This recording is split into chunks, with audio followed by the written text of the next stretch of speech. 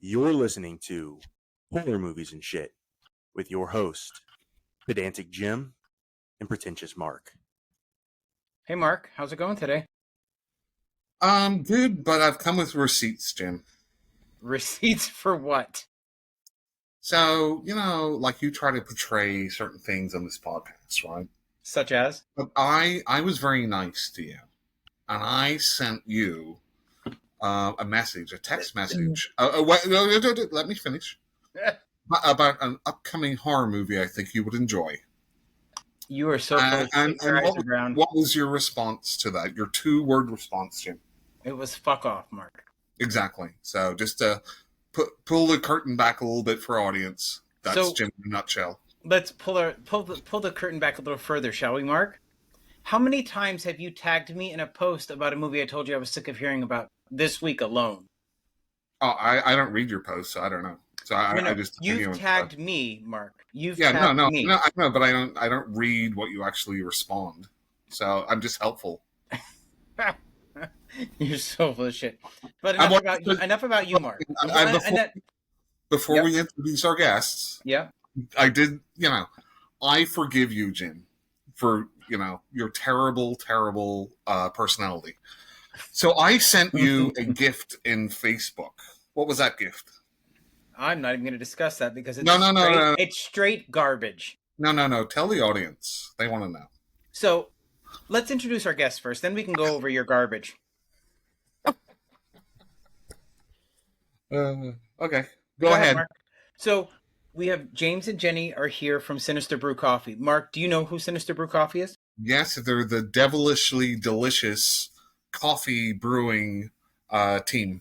Yeah, I was going to say, how often have you ordered from them, Mark? I don't like coffee, Jim. I know, you're psychotic. We know that. There's a reason I don't trust him, guys. This is going to be a very long podcast if he doesn't drink coffee. I know, right? So, at least I'm honest. At least my wife does. So yes, she does. I can speak to her. I can honestly say that I order from them a lot more than I probably should. I think we've just sent you your 11th or 12th order. I think it's 11th. That sounds about right, because you guys, they released a new flavor, Mark, and it's a limited edition, so I had to get it, right? Because I'm crazy about coffee. What is your new limited edition flavor, guys? It's Apple Anarchy. It's our apple pie flavored. Oh my God. 4th of July. We were so late to the game. Every time the holiday comes around, we were like that day going, oh, we should have. What makes it difficult is that we do have so many flavors. And we were talking today, we're probably going to have to put out a survey to see what we're going to keep and what we're going to kind of like put on the back burner for a bit, just to narrow it down. 29. We have a lot of flavors that we like to do it fresh. We like to keep it, as soon as we roast it, we flavor it and we don't grind it until we send it. We don't want a lot of stuff just sitting around. Yeah, of course. Do you find that the name drives a lot of the purchases or the flavors?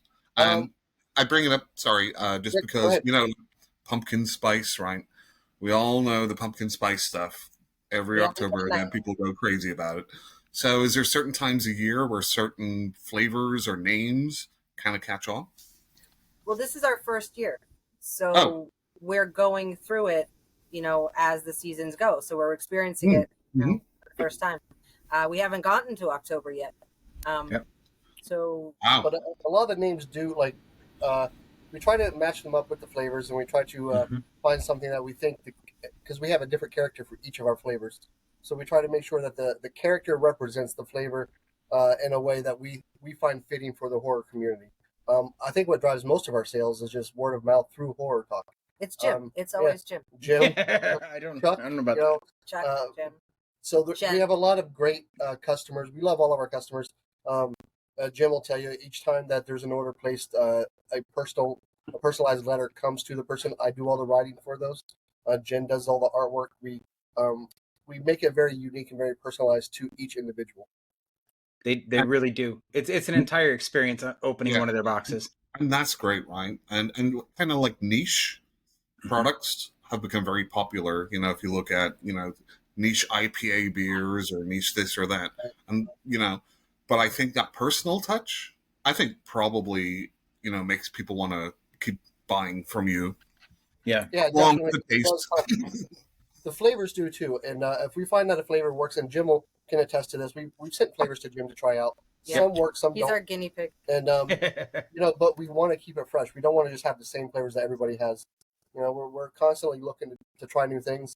If it works, great. If it doesn't, then we're just out. We've had to throw out some money so from- much coffee yeah. just because. We were talking to Jim about an orange that we were doing. We sent Jim an orange. Didn't really blood orange didn't work out.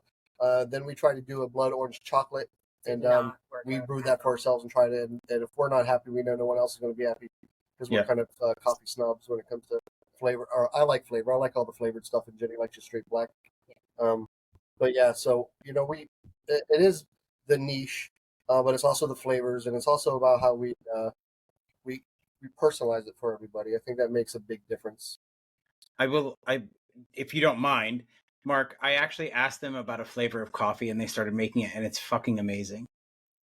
I asked I found them through Chuck on TikTok. Yeah, right. I found them through Chuck on TikTok, and I don't remember the first flavors I ordered, but I asked if they would ever make a blackberry flavor, and that coffee is so fucking amazing. And then hence Blackberry Beast was born. Yep, it's beautiful, and the Jim's artwork is coffee. phenomenal. Just for him. Oh, it's so great. Like, and if that you ever has taken off. Everyone loves blackberry. I will cry if that ever goes away. Jim's sister, actually, she really enjoys the nutty flavors. So we ended up doing the black walnut. Because, she's Jim's sister, so that's comes natural. And then we started doing decaf because of Jim's mom. So he did. Jim has been everything for Sinister Brew Coffee. So what I'll say is my wife loves coffee, but she can only drink decaf stuff because it just keeps she can't go to sleep. So there is a market there for that, I know. And we could do any of our flavors decaf. Yeah, I have a question. We put it through the decaffeination process. It takes a few extra days, but we can flavor it up and send it out. Yeah, if you send us a personal message, because it is only James and I who work for the whole company. We've been debating whether or not we were going to bring this up right away or not, but we are in the works of doing tea and hot chocolate as well. Oh, nice! So we're going to do Sinister tea and Sinister hot chocolate. We have a whole line in mind. We're working with some tea manufacturers that do small batch tea. Flavored that the way we want it, not just random, it's whatever we want, they will try to put it into a tea flavor for us. That's amazing. So how does it work as far as it's just both of you? So how does the whole process work, and how did it start? So honestly, it was Lady Gruesome, Jenny. She owned and ran several haunted attractions in Salem, Massachusetts. So she's always been part of the horror community. I was in the Army for 10 years, and during all my deployments and my time away from base, instant coffee in your MRE pouch, it was disgusting. So I became, I didn't really like coffee. I didn't like coffee until I actually tried some good flavored coffee. It was way back in the day when Starbucks was the only place I could really get decent coffee. And then I became a coffee snob. And so, my love of coffee and Jenny's horror background, we kind of got together. And we're like, hey, we picked up some discounted equipment. We got a small roaster. Hence the small batch. We only do 5 pounds at a time. We got some antique grinders, and literally probably for only under $10,000, we were able to get the coffee equipment that we needed. And so we get the green beans. We work with a supplier here in New Hampshire who works with farms around the world.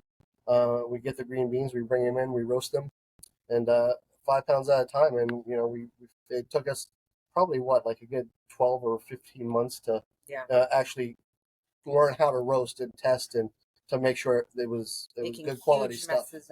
Oh yeah, I mean thousands of dollars wasted in product just trying to get the flavors down, and we try to use all natural flavors. We go through a reputable site online that does they extract their flavors from organic natural ingredients instead of adding a lot of alcohols and sugars. I'm not saying we haven't used those in the past because we have. There are some flavors that you just simply can't get that are natural. Spiced eggnog, things like that. But I love that for the most part, we try to keep it natural. We try to keep it flavorful. We don't want the flavor to overpower the coffee. Coffee on its own can have a very good taste. It's just if you have a bad cup of coffee, it's because the way it was processed wasn't done properly. So as a non-coffee drinker, I will keep talking about my wife. So she likes coffees, but then she'll put in the special flavored milk stuff. Nope, Yeah. no, no, no, no, no, no, no. So Don't do that. so do you have like any suggestions for this type of milk going into it? I do. Don't ask. That's all, James. So, I yeah. drink black coffee only. That's how we're able to kind of work the spectrum a little bit. Yeah. I call myself a foo-foo coffee drinker. It's got to be sugared up. It's got to taste good. I taste the coffee that we make prior to adding any cream, but I buy all types of flavored creamers. I use mostly I go through like Cinnabon flavor. Mhm. We have our pistachio coffee. I have a pistachio creamer that goes with it. Usually only like 2 or 3 teaspoons, so it doesn't take a lot. His blueberry coffee has blueberry creamer. Pistachio coffee is pistachio. Yep, we have our Dilly sea salt caramel. I like to do that with like a toffee creamer.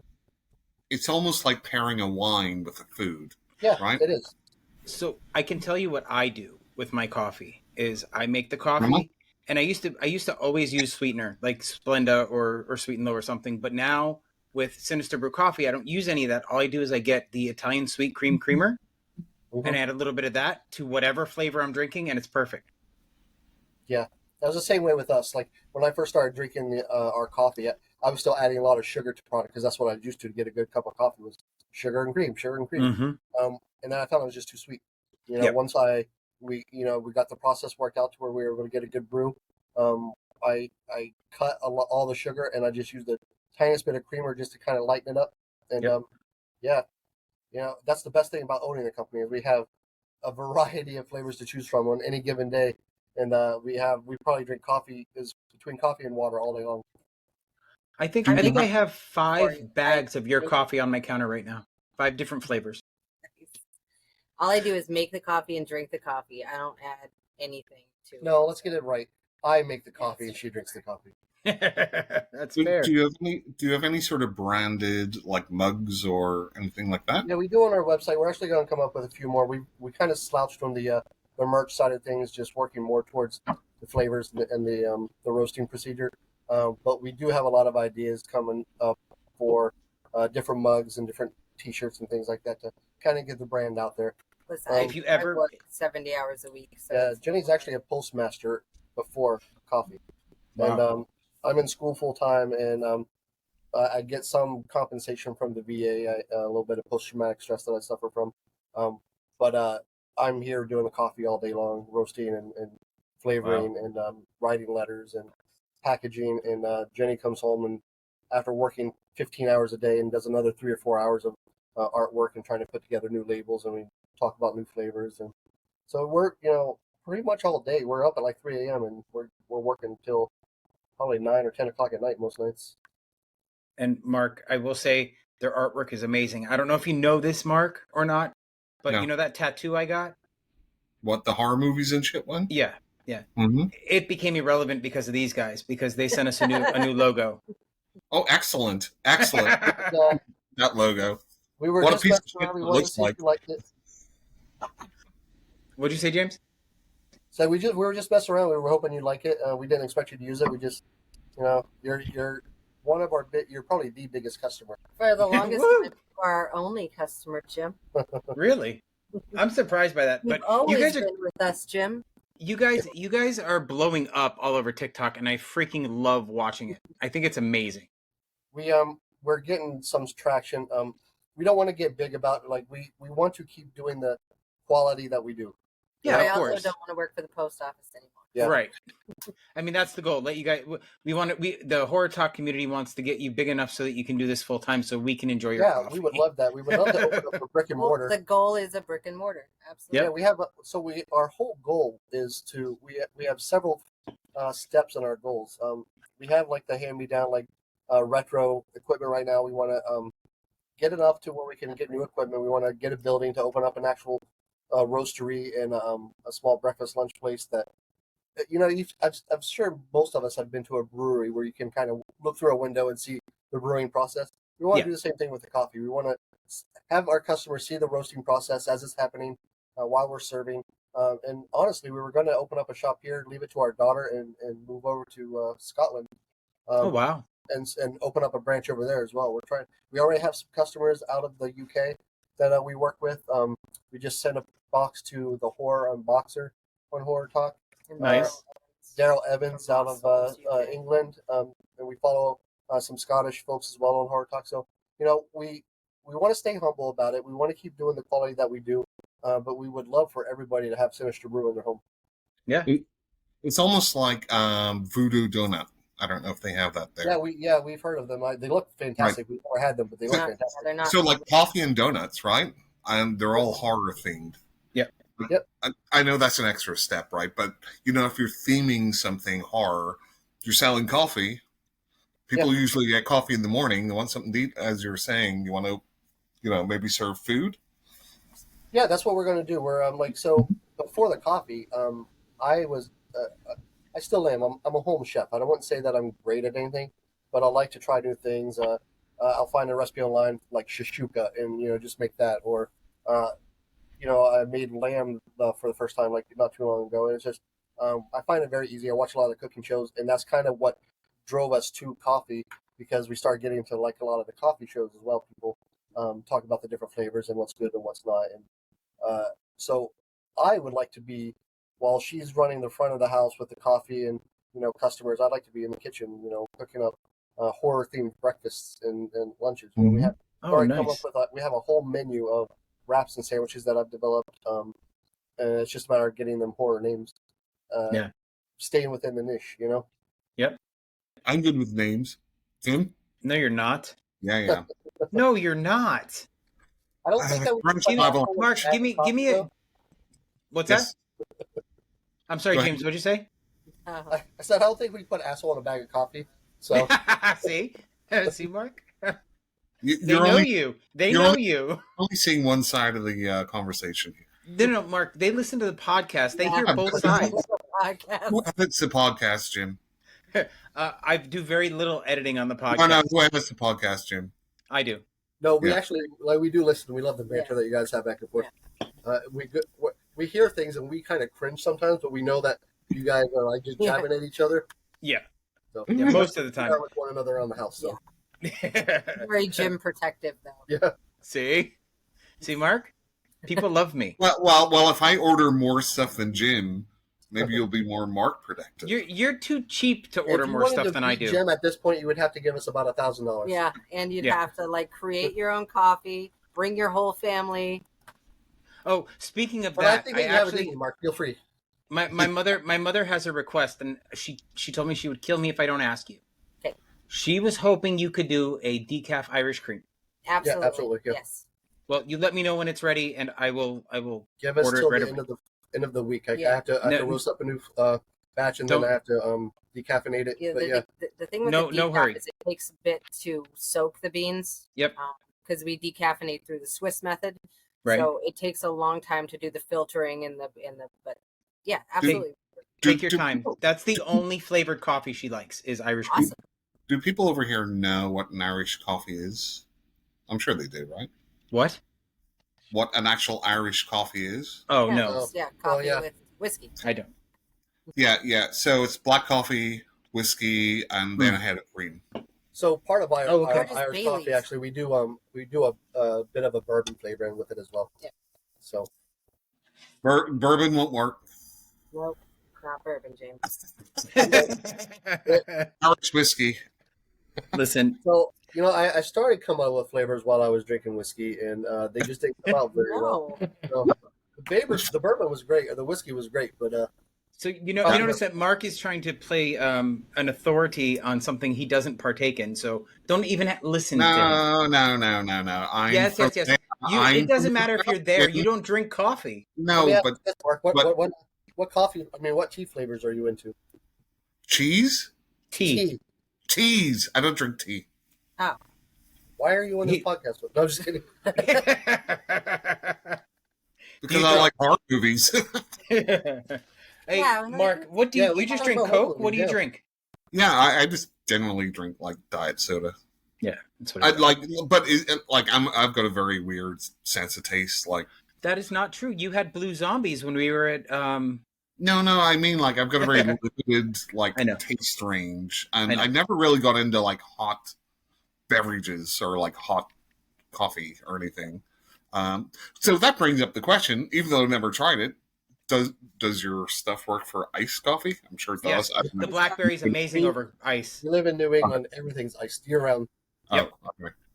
The blackberry coffee, and Jennifer will agree with me because I told her to do the same thing. That blackberry coffee over ice is to die for. Yeah. Yeah, and everyone said the blueberry as well. Yeah. We actually just had a customer write us a text the other day or a Asked message us how. to do a cold brew, and they have cold brew pots, and Yep. you can put it in the fridge Yep. and let it steep overnight, or you can just pour it over ice. Actually, what we do is I have a couple of ice trays that I'll brew up like one of our dark roasts, like a Sinister Jack or That one's so good. our Alien Abyss one, or Astral Abyss, Yeah. and I'll freeze it. I'll put it in ice cubes and freeze it, and then the next day when I brew hot coffee, I use those to cool off the coffee so it doesn't lose the Doesn't coffee water it flavor with down. the watered down ice. That's awesome. Believe it or not, I just remembered that I had a bag of Gentleman Jack and I tried it for the first time the other day. It's so good. Yeah, it's a very silky coffee. I like It is. It's our flagship. That's our first coffee. Yep. It's delicious. So this might be a strange question because you're only like a 2-person team, but I know a lot of people use like K cups. Yep. Do you have like a version of those, or is that something in the future that you might think about? We sell reusable K cups on our website, and Okay. the reason why we went that, we could there is a machine we could buy to make K cups at home, and it's like $3,000 for the machine, which isn't terrible, but It's it's just the not- waste with the plastic, and you don't get Yeah. a good brew out of it. And I think if you have the reusable K cup, you can add as little or as much of the Exactly. coffee to fill it up as you want to get the strongness. Yeah, because or the I weakness love and- strong coffee, Yeah. and some people like a lot. You can't, That's what we did before we started actually brewing. We didn't even have a brew pot. We had a Keurig, and we had reusable K cups for ourselves, and whatever we roasted and brewed was through the K cup. K-cup. We decided that we wanted to do larger volumes of it because we were using 15 K cups every morning. So Yep. we got a 12 cup coffee pot, and that's what we use now. So yeah, we do have the K cups. We might look into in the future. I've seen some like biodegradable, like only, made out like thick cardboard type material, compostable. But we sell the reusable ones, which I think are great, and they're only $1.99. We actually don't make any money off the K cups. We just wanted that to be an option for the customers. I ordered one. It doesn't work with my coffee maker, but I have one for my coffee maker. And I took that other one to work because it does work in their work. Yeah, we had, who was it? Jen. Yeah, she Said that got her a new K-cup's Keurig, not and working. our K cup didn't work in it because they have some sort of rubber thing that you have to use their own brand. Yeah, so mine is actually an instant pot coffee maker, single serve coffee maker. So that's why it doesn't fit, because it's not designed with the same fit as a K cup. Yeah, I've heard Keurig's very like protective about their own K cups, and they don't like people not going through them. But there's a lot of other ones I think probably would still. Yeah, work. I mean, you can before I got the one that came with this coffee maker and you guys, I would just go to Publix. They have a 3-pack of them for like $7. Yeah. They have some really nice like stainless steel ones that are actually better. They work better with the brewing, but you're going to pay like $18 or $20 for those, and we figure but you can keep it costs relative. The ones we have are pretty good. absolutely. Mark? Yes, I have an idea. I don't know if you're doing this again. Have a package, like a welcome package, where you sell like a cup or a mug, one of the K cup things, and some of the coffee as a We're welcome. actually looking into that. We've talked about that before. We're pricing out some things. There's this awesome pour over kit that I like that we can get customized with the Sinister logo on it, and it comes in like this nice like leather case. You open it up, it's got the pour over cup, and it's got the pour over pot with it, and we were throwing a couple of our mugs with it. We're just right now we're trying to get the coffee better. We're trying to stay in the niche also and keep it affordable for people. I mean, you go to Starbucks and you see one of their cups for sale for like $25, and it's expensive. We want to keep it to where people can afford it. It's not just that we're not in it to make a ton of money, even though we would like to be successful enough to get Jenny out of the post office, obviously. It's always about the escape. But we want like a good quality coffee for people that can afford it. You go even to a store and you find a bag of coffee for like $18, for a 12-ounce bag, and it's just ridiculous. Yeah, and you can do both, right? And I know conventions are a big place where, you can get a lot of word of mouth too. Have you done any conventions? We're starting to do some of the close local fairs around here, art fairs and things like that. But we have looked into going to what was it, I used to do Trans World and all those with the haunted houses, so I'd like to revisit with the coffee, and not so much all of my old props and stuff. So hopefully within the next year we'll be able to get some time together to do those again. We used to have a local coffee shop over in Tampa that would come to all of the to Spooky Empire Mark, and they don't come anymore. And it disappoints me because they went to online only. They had a brick and mortar store also, but that's one of the reasons I started shopping around for coffee. And when I found you guys with Chuck, I was like, oh, God, I hope they're good. I hope they're good. So the conventions have gone from 0 to 1,000, right? As far as the amount of people going. Yeah. So, it is an investment to get like a table, but I think you get so much traffic there, and then about $1,000 table.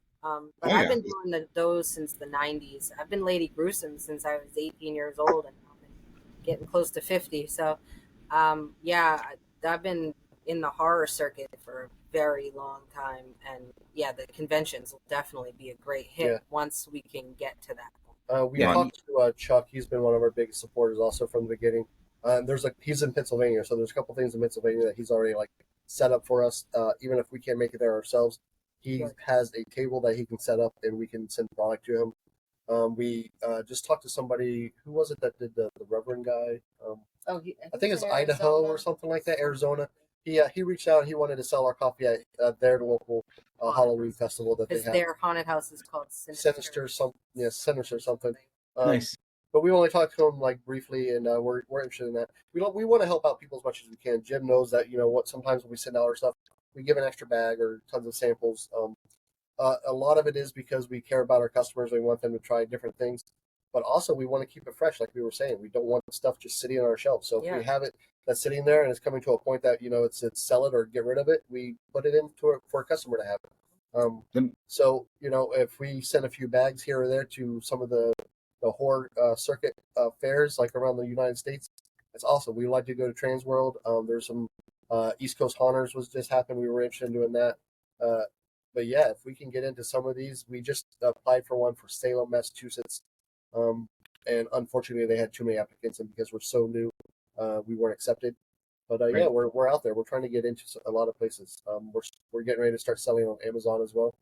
See, Mark, you should order one of so first things first, your sampler pack that you guys started doing is freaking amazing. I think that is genius. I love watching people open that, because I was talking to a friend of mine on TikTok, Pixie, and she was going through it and she's like, oh, I love this flavor. I didn't care for that one, or I love this one. I'm like, I think that sampler, the little samples that you guys do are fantastic. I love that idea.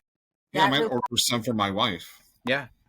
That really helps us out a lot, because we are still trying to figure out which copies are working and which aren't. Yep. So we've always asked you for 100% honest feedback. Yeah. We have the nerdy hillbilly. Josh, just ordered a bunch of stuff from him. Yeah, he's funny. He gave one of our coffees a 9 out of 10. Another one was 7.5. So we're looking to see what works and what doesn't. If it doesn't work, we're going to scrub it and we'll start fresh. Speaking about that, I owe you guys an apology, because I did do a review of your apple cinnamon fireball one, and I told you it had that earthy tone that wasn't really for me. Turns out it was my mother's creamer. But I will say I prefer the scorching cinnamon much more. That one's so much better. So, sorry, go ahead. Go ahead, Mark. No, I was going to no. Finish, and then I'll have a question for you. Well, I was just going to say that because we're so passionate about it, when we do get a flavor that doesn't work well and people tell us about it, we're not going to say it doesn't hurt. It does. We spend a lot of time doing it, but we also don't want to keep doing it if it's not good. And then there's stuff that we find that we don't think is very good, but other people really do enjoy. Yeah, which Death by Chocolate. I hate Pose we're not a big fan of, but it seems to be a big hit with a lot of people. And it's not just about us; it's about the customers. So we'll put it out as long as it's going to sell. But if we get some negative reviews, everyone's taste buds are different. Someone might love coconut cream pie in your face, and someone else might be like, meh. Yeah. But, we want to keep most everybody happy. Ray hates when I make that coffee because he hates coconut. Yeah. But I think it's one of my favorite flavors. Yeah. I love our whole Carnival concoctions line. I don't think there's that was our first line other than Sinister Jack, I think. I'm a big fan of Anna Banana, the banana banana split. And see, that's the thing. that one has too much of a nut flavor for me. Yeah, because I'm not into the nutty flavors. But You my love niece, nuts. Mark, shut up. My niece and my sister love it. They think it's amazing. Yeah. So I the just, thing is too, like Understand, Jim. yeah, Understand. shut up, Mark. Nobody asked you. I think Jim knows this. Not a lot of people realize we have a backstory for all of our characters. You do. And I actually started writing like James a graphic spends novel about it. days. I think I posted 4 or 5 parts of a story that I've already started, and it got mixed reviews. It was a little long. There's some TikTok is a fickle beast. Sometimes you can sit and watch something for 2 or 3 minutes, and other times like within 13 seconds you scroll on to something else. So and I didn't really like the artwork that went with it. It wasn't up to the par that we had. I tried to use like an automated artwork type thing, and but yeah, I'm still passionate about that. I love to write. I've been doing it my whole life, and I'd like to get the story out there. But every one of our characters ends up coexisting in this one world that I've developed. And I will 100% attest to that, because even while they were playing around with the BlackBerry, I was getting story updates, and it was amazing. I loved it. Yeah, That's it's, right now we have Sinister Jack leaving the town of Ravenshade and meeting up with Anna Banana in the circus line. That's about as far as I've gotten so far. But That's freaking awesome. So because I never take risks, but I always have ideas to do a brain dump. Do you do like a YouTube channel or anything about how you make it? We have a YouTube Yeah. channel. We just have never had the time. So we've had a lot of requests for that, and Right. it's something that we do want to do. We want to be better prepared for it. Right now, because we're so new, things can get kind of chaotic sometimes. Yeah. We You can know, get so many orders my- a day that I have Yeah. to leave work early, and I'm like, oh my god, and just running to post on In my military side, like I'm a neat freak because of it. Like I have to be organized, and sometimes with the amount that we're rushing around to get everything done with the roaster and the grinding, there's just beans and coffee everywhere. Mhm. So we need a facility that has everything like next to each other. We have our roaster right now is out of the house we have a roasting shed that we made, and but the grinding is done in the house, so it's like a lot of back and forth. Plus, he's not only has that military thing, he also has ADHD. So I'll start one thing and move on to another. Right, yeah, squirrel. Yeah. So my two other ideas, real quick before I forget them, because Jim, Yeah. stop rolling your eyes. Can you make coffee red colored like blood? We could add food coloring. Yeah. Right. Yeah. Well, I got to set you apart Yeah, a but little bit. Yeah, but I mean, that would give it a little a strange aftertaste, I would think. Well, food coloring shouldn't, right? There's no the taste. thing is, like with the food coloring, it would have to go. The flavoring that we add goes onto the beans directly before we Right. If you add anything to the bean itself, it's not necessarily going to come out the same way as after when you grind it. Right. So, and then if you have food coloring into the brown stuff, there's a chance that it's going to mess with the coffee pot of the brewer. Or Right. So, I mean, I think it's a great idea. We have a lot of ideas when it comes to the brick and mortar to add That was coloring brick and to mortar. the blood to make it. To the Food coloring to creamer. the creamer to make it look like blood. So- We have a lot. Because you of, could do like a ruby ideas. chocolate creamer or something that would Right. make it a Or, red you know, color. The chocolate milk is probably easier, right? Yeah, Or sorry, the hot chocolate or something like chocolate. that. Yeah, we could do Yeah. like a strawberry syrup. Yeah, the syrups different would flavors. probably. Raspberry would be great because raspberry is a darker color. We have the chocolate raspberry. We could, Yep. A lot of coat the colors cup. don't come up because just like your blackberry, the oil that we use is a very dark color, but it really doesn't come across on the coffee because the Right. coffee's dark anyway. So my last suggestion before packaging, it would be great if you could have like coffins, right? And Yeah, less we've No, actually- no. Their packaging is perfect. We've No, actually no, looked at coffin-shaped coffee. coffin-shaped coffee canisters, and again, it comes to the price point. Price. They're Yeah. great. They're also Cheap. looking, but I think it's like $5 per container that we'd have to charge Right. to the To the customer. customer. So it just we wanted to keep. I think the packaging. We're always looking to upgrade our packaging. I think that we're doing fairly well right now, but we want to So also keep the cost low for the customer. I That- think you guys have hit the nail on the head with your packaging. I think I love it. I think that could be part of like a welcome package, right?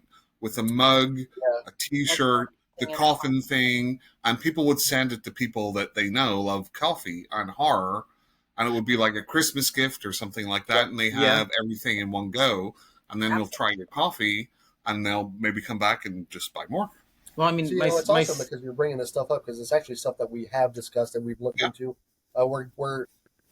We think it's a great idea. We've been trying to work on it for the last month or so. It's a matter of where we get the products, how much it will cost to put it together. We don't want to have like a $75 box that has one bag of coffee. It's a capital, right? That you have to put in how much you source stuff for. But, a lot of people have a specific MOQ, minimum order quantity. So, some of the stuff, like we were talking about getting into the teas, and I was speaking to the manufacturers, and the MOQ is $1,500. So we have to order $1,500. Wow. Here's an idea. So you spend some money to make this like awesome box, right? But it's special edition. You send it to some like TikTok influencers or YouTube influencers and have them open it. Yeah, that's what we've kind of been doing. We get a lot of people unboxing for us, which is great. We would love, honestly, because again, I've looked at the pour over kit. We looked at like huge kits that we want to put together. It just comes down to the cost right now. In the future, it's definitely something that we're going to do. It's just right now that what we're putting out versus what we're getting in isn't conducive to having. And you're in your first year, so that's the growing pains, right? Yeah. Well, I mean, they're good ideas down the road, I think, for sure. Because I know, I ordered for Mother's Day for my niece and my sister, both. I ordered them coffee, and that would be a great Christmas present. Would be a gift set like that. But I imagine it's probably going to be $75 to $100 a box because you have the pour over kit, you have all of that stuff, And I agree that right now may not be the right time, but eventually I think it'd be a fantastic idea. I think probably within the next... Get some venture capitalists to give you some money, and there you go. There you go on Shark Tank. We've been looking at people who do not business loans, but it's like they do business grants for upcoming inspiring businesses. We always look at applying for different funds here and there to get started. We're even actually looking at how much we're going to have left over when we sell our house to put all this together. Wow. What you really need is like a viral meme. Like most recently, Jim, who's the most viral meme right now? I have no idea. The Hawk 2 girl, right? Oh, right, yeah. Everywhere is talking about that. So you just have to come up with... but I think that's kind of organic. It's probably hard to come up with it's hard to manufacture that kind of sensation. Have her spitting on your coffee. We have pretty good ideas sometimes, but we teeter on that borderline of personal and professional. If it was our own TikTok, like personally, we could throw some stuff out there, and I'm sure it would either be a hit or miss. As a business, we have to kind of, we walk a line. We want to skate, but we don't want to get to a point where we're blocked or banned. Yeah, absolutely. That's absolutely true. It's like trying to navigate what's copyrighted, what's not copyrighted anymore. I would love, just like I was saying to you the other day, Jim, about having that tagline, that keeping Freddie away, Sinister Brew Coffee. That would be fantastic. But I feel the lawsuits. I'm not going to lie. That's the first thing I thought of. I'm like, oh God, I know that they didn't use it, but would that get them in trouble? That's the first thing I thought about. We do a lot of research on it. There's been quite a few projects that we had to scrub. I'll spend days working on something, and then we look at the final product, and we're like, that's going to get us in trouble. Yeah. So we just scrub it. It's funny because when we first started this podcast, it was A's and B's of horror, right? And we would watch a specific movie, and then we'd talk about it. But both of us hated watching movies at that point because it got to be work. We didn't enjoy it anymore. So then we decided, we're going to change it up a little bit, and we became horror movies and shit. But in the interim, we were thinking about new names, and I was like, oh, I really like the Horror Hangout podcast, right? I'm like, that sounds great. And then I realized, oh yeah, that's somebody I follow on TikTok. Oh. So I'm like, damn it. That happens all the time. Right. So horror movies and shit was born. We've done sinister things forever, even with the haunted house. And even when we first came up with Sinister Brew, like there are so many things called Sinister. Yeah. There was a Sinister Coffee out in California. Luckily, they're not Sinister Brew Coffee. But Right. I mean, There's a Sinister Brew that's a beer brewery. There's a beer, yeah. So, and we're actually in the process right now. We do have the LLC, and we're in the process of trademarking Sinister Brew. Yeah. Just so we can do more with it and not worry about affecting other people. Right. So I have a friend at work that orders from you guys now, and Really? she asked if you guys do banana coffee. We can do just straight banana. Yeah, we have the banana nut, but if it's just straight banana, we She can certainly wants do that. straight banana, is what she Yeah. or like a Banana. banana cream pie or One of something the like flavors that. I was looking into also was chocolate banana. Oh, could that could do- be really great. That could be really good. You use the same cream like from the coconut cream and do like a banana cream. Yeah, do a banana cream. Yeah. Yeah. So But, if you ever do that, let me know. But she was, because I brought her in a little sample of the blackberry and the blueberry, and she Yeah. loved them both. And I Oh, think I'm she so ordered glad. the blackberry. I'm but- so glad. I don't know if I don't know. She ordered one of them because she's like, I keep checking my tracking. It's not here yet. Damn it. I'm like, I know. Let's, It's gonna bother me. let's Both as a postmaster and a shipper of things. Well, I let's, told you guys I had that one experience where when I ordered for my niece and when I ordered for myself, it went from you guys to Arizona for 3 days. Yeah. Yeah. And then came to Florida. I'm like, So why? both of us work for the post office. She's still with the post office. I actually left. I couldn't handle it anymore. Right.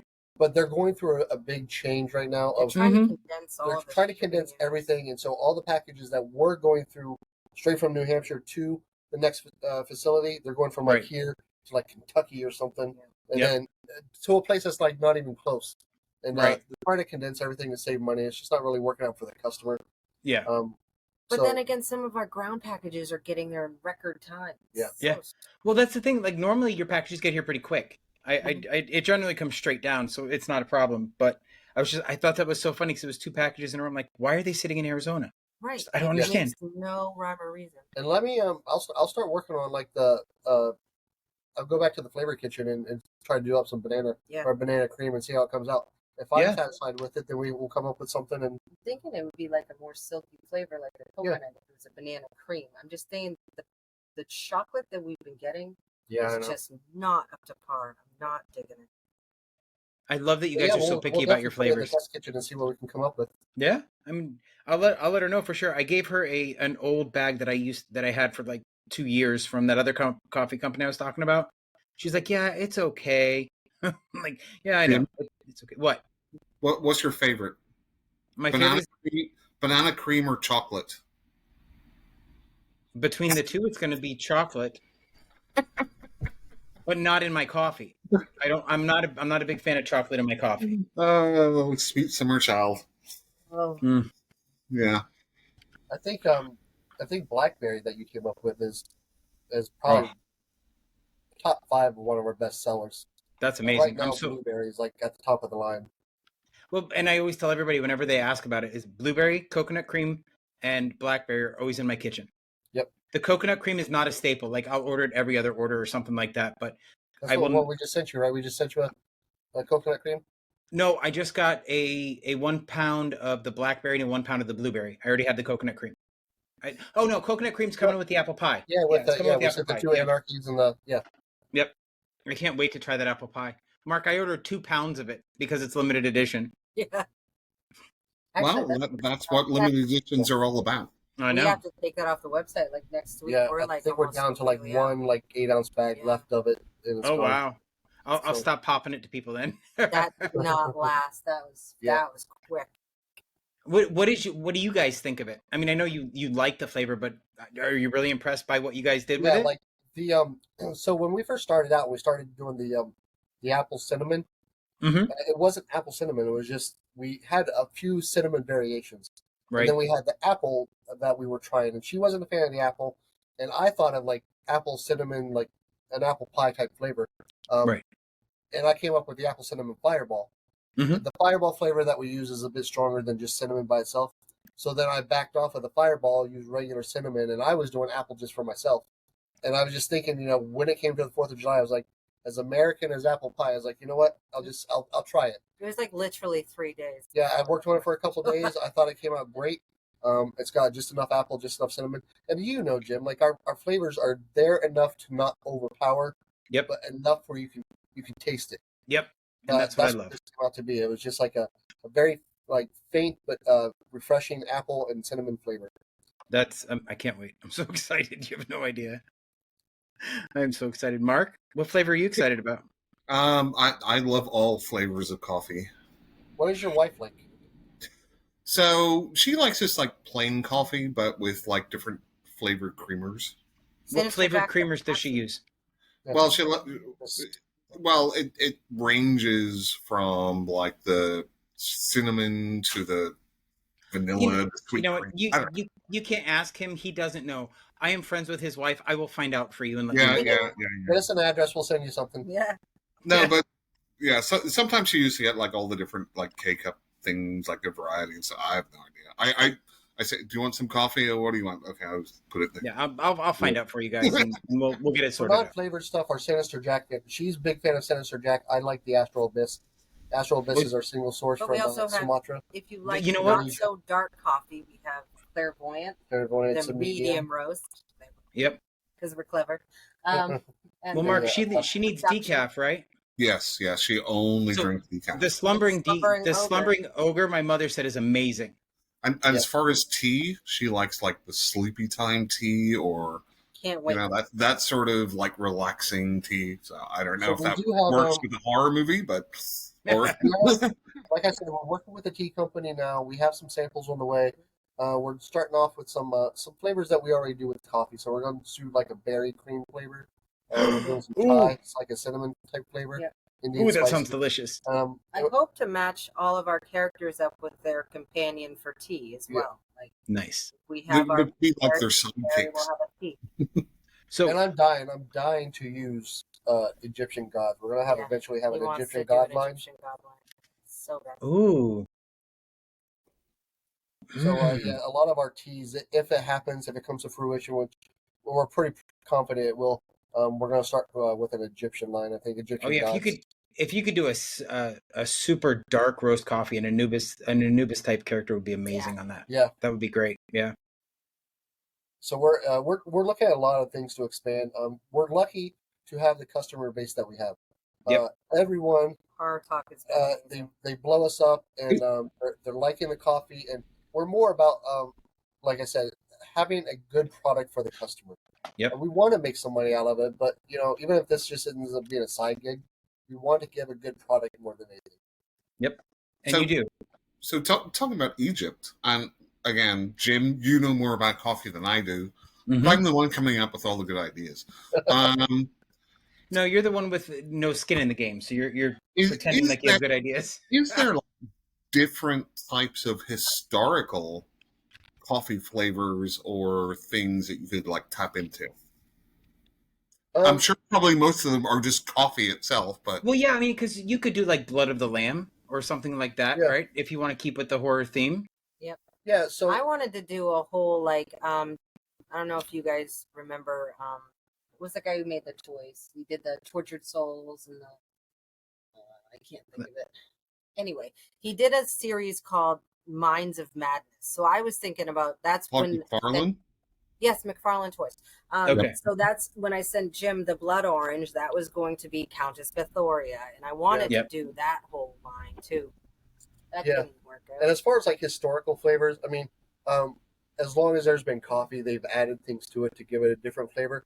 But when we don't really focus on flavors from the region. We focus on the coffees that come out of the region, like the different beans, Arabica or Sumatra. Right. And then we try to research what is scary or horror related in that area. Right. So we. Do you know what I think about whenever you say Sumatra, Jim?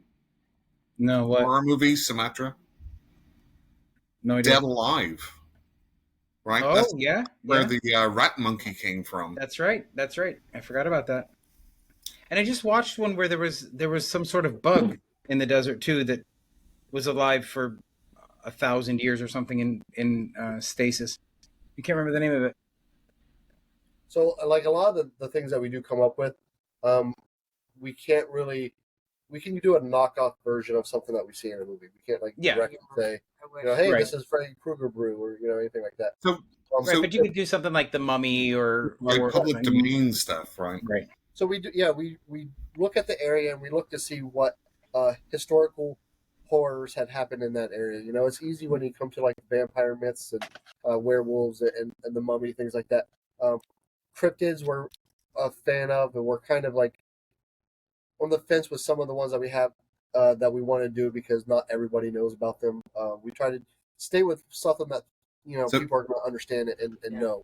Right, like you could do a gin flavor or something like that. That's not as specific. Right? Well, you can actually jump on like the Winnie the Pooh, Mickey Mouse thing now, right? Mickey Mouse. Mark. Mm-hmm. I mean, you could, but we're talking about Egypt right now. We're not talking about cartoons. Yeah, well, the thing is with the Mickey Mouse thing, it's not because it's not trademarked anymore, so we could. But we do have a competitor whose name is not going to be mentioned that has a contract with Disney. Yes. And so some of the things that we would look at trying to do is already being done, very cartoony and non-horrified versions of Disney. And not like British coffee either. I don't. But just like they're releasing a Mickey Mouse horror movie in the Dreamboat Willie. Yeah, shorts actually. There's a Mickey Mouse short. And they're public domain, so you don't need to do anything with Disney. You could just make your own. And then that goes viral. But that's the thing. It's not Mickey Mouse that's in the public domain. It's Steamboat Willie. Steamboat Willie, yeah. Well, I know, but you can work your way around that, Jim. You could. Winnie the Pooh. So, like, a lot of the things that we've come up with are actually more horrific and bloody and gory than what we're actually allowed to sell. I mean, it's too vulgar to be, like, on the shelf. Or, online, I'm sure we could get away with it, but ultimately we do want to be, like, in the in a store that people can pick it up and not have to like go online and wait 3 or 4 days. Night of the Living Dead. There's a horror. We're looking at like some zombie stuff now. That that is like a huge thing. We're thinking about possibly doing a zombie line because there's so many different kinds. You have like the traditional like Night of the Living Dead zombies that are just like staggering around, and then you have like the ones from like 28 Days that are like the rage zombies. And, so, there's different ways that we can play with that. A lot of it, too, like anything that's got like a lot of like power or speed, people assume like a lot of caffeine. We do have a caffeine product that we can put, an all-natural caffeine product that we can add to our beans. That's where the Magnus Mighty Brew comes from. It has added caffeine, but caffeine is very bitter, so it takes away from the flavor. So anything that we do has to have a strong enough flavor to overpower the bitterness of the caffeine. But yeah, we would love to do like a whole line of like zombie stuff, like this, especially the ones that are the rage monsters, and try to get people amped up. You could do a whole Universal Monsters line, like as you're saying, like the Mummy, Dracula, Frankenstein. All of these are public domain. Adore doing that. That's my We've been talking about the last Hammer monsters. For the past week, we've been looking at like vampire. That's what we can do for a vampire brew. Right. Too worried about getting sued on that. Yeah, especially I probably the Universal monsters. And the thing too, because we both are creative in this way, not very many other ways. We kind of like to come up with our own thing that's a variation of a vampire's myth or Dracula myth or Mummy. You know what could be fun? You know what could be fun because you can't get it year round is doing like Frankenberry, Count Chocula, and Blueberry. But I mean, obviously, you'd call it something like Monster Mash or something like that. Yeah. But doing those flavors could be a lot of fun, like around Halloween. Absolutely. I was looking at we were talking to when we were talking to R. Lee. It came across that we were gonna try to do a candy corn coffee for R. Lee, but that didn't taste good either. Because there's so many things that we have great ideas and you taste it and you're like, no. I want to do like a Frankenstein's monster type brew. We actually have a bronze bust of Frankenstein's monster watching over our beans as we speak. Our store of roasted beans so far, so that's pretty cool. That's awesome. We've been thinking about doing that. We want something that's recognizable, but also that's original. Right. Absolutely. Mark? Okay. Did we want to move on to our topic of the night? We do have a topic, believe it or not. But I do. So before we move on, guys, give us your socials and your website so that people, because they're going to want to order, can order. Yeah. So we're just sinisterbrewcoffee.com, at Sinister Brew Coffee on Instagram and TikTok. And our Facebook, you've seen that mess. It's just Sinister Brew Coffee. No one follows us. No one watches anything. So. Hey, I follow you and I share everything. Thank you. You do. It's absolutely true. We have a whole 34 followers on there. You may not know this yet, but I also have Sinister Brew in my link tree on TikTok. So anybody that follows the podcast can go up there too. Awesome. Oh, and when you go to our website, sinisterbrew.com or sinisterbrewcoffee.com, there's a song that automatically starts playing. That song was actually written for us by Jenny's sister. Yeah, that's awesome. Yeah, you guys have do that for work. You guys have some of the best music and graphics, like of any business I've seen, and I love it. I do. I write some of the song stuff. We have I'm trying to do a whole video. We have for the carnival line. I have like a carnival line, carnival concoctions rap. Yeah. That it's really good. Pretty good. We just do it just for ourselves. Yeah. But I want to hear this now. Like a video for it. I want to hear this now. This sounds fun. That to you. That'll be fun. And we appreciate the new design that makes Jim's tattoo defunct now. Mark does, because the day I got it done, he started sending me text messages. We need to change the logo. I'm like, we already did 2 weeks ago, so shut up. A tattoo's forever, Jim, just like it is. And I'm fine with it. It's an OG, That's right, exactly. So you just have to get the other one next to it. Then OG. I'm going to do it on the other cast. I'm like going to pay for that one too. Do a big red X over the like Ghostbusters logo. Yeah, exactly. So Jim, what is our topic for tonight? We were going to talk about because I gave our friends at Sinister Brew the option of what they wanted to talk about, and they like 70s and 80s horror, Mark, and I figured that's right in our wheelhouse. It is. So I just figured we'd talk about some of our favorites from that era.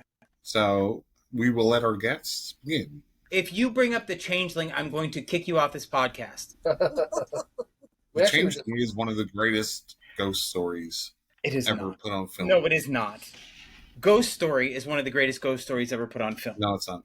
Yes, it is. So before we start bickering like the fucking old couple we are, well, let's kick it over to our guests. Yes, let's start in the 70s. Okay, if we start in the 70s, that's hard. Yeah. You have The Exorcist, The Omen, Alien. Yep. We do a lot of sci-fi horror. Yeah. But there's also like the further back you go, kind of the more corny it is when you watch it now. We have this giant vampire circus poster in the house. We have a lot of horror movie like paraphernalia just kind of hanging around. And when I came, we haven't seen Vampire Circus in a while. Let's watch that. We just watched it the other night, and it's like laughable. Yeah, right. But it's like you see it as a kid, you're like, oh my god, this is scary, and then you grow up and you're like, oh, I want this in my living room. That was a Hammer horror, right? Yeah. Vampire Circus. Yeah. Be careful because Mark hates nostalgia. Oh, okay. No, I don't. Jim just loves nostalgia. He doesn't love anything else. So here's the thing. I think the 70s was like an epoch, right? So you look at the original Universal Monsters. Mm-hmm. That was a whole thing. Then over the next few decades, it wasn't. You have a couple of classics here or there, but then the late 60s, you have Night of the Living Dead. You have a lot of the gore stuff from H.G. Lewis. Then it moves into the 70s, and this is where horror really goes big mainstream again. Right. Exorcist, Jaws, Alien, Texas Chainsaw Massacre, all of these classics, and you just got over that hippy-dippy thing, and after the Charles Manson thing, and things got a little bit more real, right, in the 70s, right? The 70s were more uncomfy. Yeah. Texas Chainsaw on the left. It's probably one of my go-tos. What we like, and I hate the word practical effects, but we like when they actually did things, not CGI, not like AI, to get the effects that they needed, and you see that in a lot of like the 70s and 80s because that's all there was. Hate it or love it. Like I love American Werewolf in London. Everyone loves American Werewolf in London. The transformation scene to me, practical wise, like just you had to actually have something that was changing, and Right. it just wasn't. And then you fast forward to the '90s when you have American Werewolf in Paris, and Oh, it was my just it was dumb. So what I look at in the 70s in mainstream movies, you have such great directors, cinematography. They're very iconic. Whether it's the French Connection, the Omen, whatever, they were very cinematic. Right. And in the 80s, we get home video, and we get low budget, and we get just like crazy ideas, right? So I think the 70s were very much a cinematic decade that a lot of horror movies started to get a lot of traction, and then the VHS revolution just blew it up. Right. Yeah, I can see that for sure. Yep, I do We agree. have one of the best-selling '80s horror movies on our big screen TV right now. We're watching Poltergeist. Love it. Oh, that's Mark's favorite director. Yeah, and that's something we can watch 15 times a year. It's like it's like one of those comfort movies. You know what's going to happen, but you still have things that kind of give you chills once in a while. And the big thing about that movie is it's the familial unit that gives you such a strong connection, right? Because you really feel like they care about each other. The character development was fantastic in the original Poltergeist. When they remade this movie, it was I had no feeling for any of these people. Yep. And we felt so much for this movie that our daughter is actually Carol Ann. Carol Ann, yeah. Oh wow. Oh wow. She's 20 now. And I think that, although there is definitely nostalgia, right, about the movies you watched growing up. Yes. I do think, I don't want to say objectively, but I do think the 70s and 80s offered a lot more in the horror genre than the past decades. Again, taking into account maybe the early Universal horror. 90s and forward, I think just the volume, there was a lot of crap, but there was a lot of classics. You have some that'll stand out that are okay, but like you were saying, back in the 70s, 80s, they actually built a story. You could relate to the characters in some way. They had character development, and you saw the range of the actors. Or some like Hayden Church here, is that his name, I think? No. The guy, the father in Poltergeist. Craig Ferguson. Coach. No, Coach. Coach. He did this very Craig serious, T. very Craig T. Nelson. Craig T. Nelson, thank you.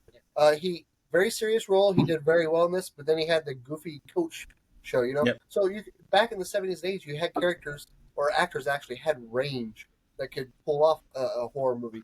And now I think that. What do you think? Ryan Reynolds doesn't have range. Ryan Reynolds does have range. People have.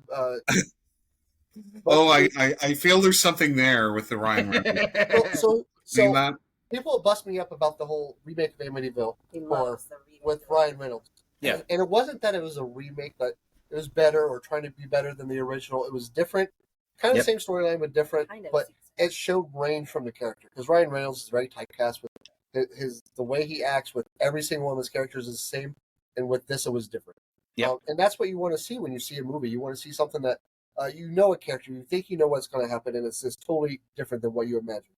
Yep. And we had that a lot in the 70s and 80s. In the 90s, they moved more towards jump scares or found footage, and it didn't really ring true as much as the stuff from the 70s and 80s, where they actually had like cinematic value in the background as opposed to just. So I always think that the imagination of the 80s filmmakers, Is that us? Wes Craven, John Carpenter, Frank Henenlotter, like all of these just crazy, whacked out stories, which were just so entertaining that you don't get anymore. Right. Can you guys still hear us?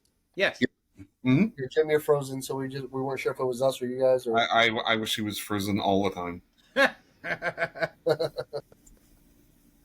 Yeah, no, we can still hear you. So that's the reason we look back at the 70s and 80s just because that's when we were younger, and a lot of things that did happen was scary just because we were younger. We didn't know the world. We didn't know what was real, what wasn't. In some of these, and definitely most of the movies from the 70s changed. I had such a love love for. Go in the ocean. I had such a love for puppet horror movies like Ghoulies Puppet and Master? Troll. Ghoulies, Like those movies with those little squishy puppets that looked ridiculous on camera were some of my favorites. Yeah. You know what I loved? What scared the life out of me when I was little must have been one of the first horror movies I ever watched. Was Trilogy of Terror. Yeah. The Oh, Zuni God, that doll. fetish doll. Mm-hmm. The Zuni Yep. fetish doll was absolutely so. When I bought my first haunted house, Terror on the Wharf, it was called. I had to have the remake of the Zuni fetish doll at my house. And plus, Karen Black was so good in Karen there. Yeah. Black was. I loved Karen Black so much. I have Again, two- it goes back to the effects that were used back then with the actual puppets. You can look at the like corny ones too, like Gremlins. You know, you I go, love yeah, that. see, Critters. Yeah, absolutely. Yeah, I love Critters. We just watched Critters. What, like 2 weeks ago? Yeah. I bought the entire box set. But you know, get to the stuff today, and it's getting better. But Critters, I still will not sleep with any appendage hanging out of the sheets. Yeah. I Hey, won't. Jenny. And it's because of Critters. I won't. Oh, Oh, yeah. nice. He's beautiful. that's awesome. Timu. Timu, really? Timu. Yep. Same thing for the Critters doll. That's outstanding. But yeah, Yeah. there's so many things about 70s and 80s horror that Yeah. I actually shaped my world. Yep. One of the Absolutely. movies I had never seen until Jenny and I got together was, I think it's House. Oh, how Oh, with William Katz. Yeah, with the clowns were just so ridiculous, but they were so. Yep. Oh, you're talking about Killer Clowns. No, what were the creatures No. from House? Though they weren't clowns; they were the creatures from House. Oh, the demon. demons. Yeah, they just didn't look. They looked cartoony. Yeah, they Because- were very but- creepy. Right, It like was- Richard Mull and the wife. Yeah, they looked ridiculous. Yeah. Wasn't the wife. It It was the neighbor, Jim. They no, were, no. yeah. There was that. There was Yes. the. The The woman. the woman, that was the neighbor, not the wife. Okay, sorry. Whatever. You're welcome. That was the guy from Greatest American Hero, right? Yeah, And- William Katz. And his next door neighbor was Norm. Norm. I liked House 2. Actually, House 2 was the one that Kane Hodder, that was his first, Yep. one of his first roles that I ever saw him. So And Yeah. I'm a huge Kane Hodder fan. Yeah, she actually I- knows Gene Hodder. We're Yeah. trying to get back into like his world to try to help promote stuff, but Oh, that's awesome. He's awesome. I literally walked into his chest twice at a convention. he Yeah, strangled me at a He's convention. huge. He does like that move. That's his go-to move. Yeah. Yep. But we used to hire him, during the month of October. We'd hire Tony Todd, Kane Hodder, whoever we could get a hold of to do signatures for in front of the haunted house. And he was awesome. I'm a huge Kane Hodder fan. Yeah, that's fair. That's I fair. love the Yeah, Hatchet thanks, movies. man. I know we're not in that era right now, but I love Hatchet movies. I like the Hatchet movies. I so want to order the Steelbook 7-disc set that just came out. Yeah. Oh, And- my buddy Colby got one for free. And Oh, I'm like, really? oh, I'm so jealous. I'm so jealous. But that's okay. I'm happy for him. Victor Sad for me. Crowley is going to go down in history as one of the greatest slashers. I know he will. Mark, what's your favorite movie from the 70s? From the 70s, favorite horror movie, Jim? I take it. I'm not asking for Probably your favorite porno. Probably Alien. Yeah, I agree Yeah. with that. Alien. Yeah. Alien's one of my favorites for sure. I mean, like, the new one. The original haunted house in space. Yeah. Yeah, and that's why it hurt so bad when they did Covenant, because they took out everything that made Alien successful. They took out the claustrophobia, they Yep. took out the sense of dread, They and they gave you made it a a whole giant world. role-playing game. I will say Alien is a slasher in space rather Yeah, than it the definitely Yeah. could be. But It yeah, could you're be. right. You're on the ship in the first alien. You're on the ship, Yeah. confined quarters. Don't know where this thing Yep. is. It's beeping right where you are, but it's not in your area. Because no above one or could below. hear you scream in Yeah. space. So it's That's funny, right. like a decade later, they had a bunch of similar type movies, but they were under the water.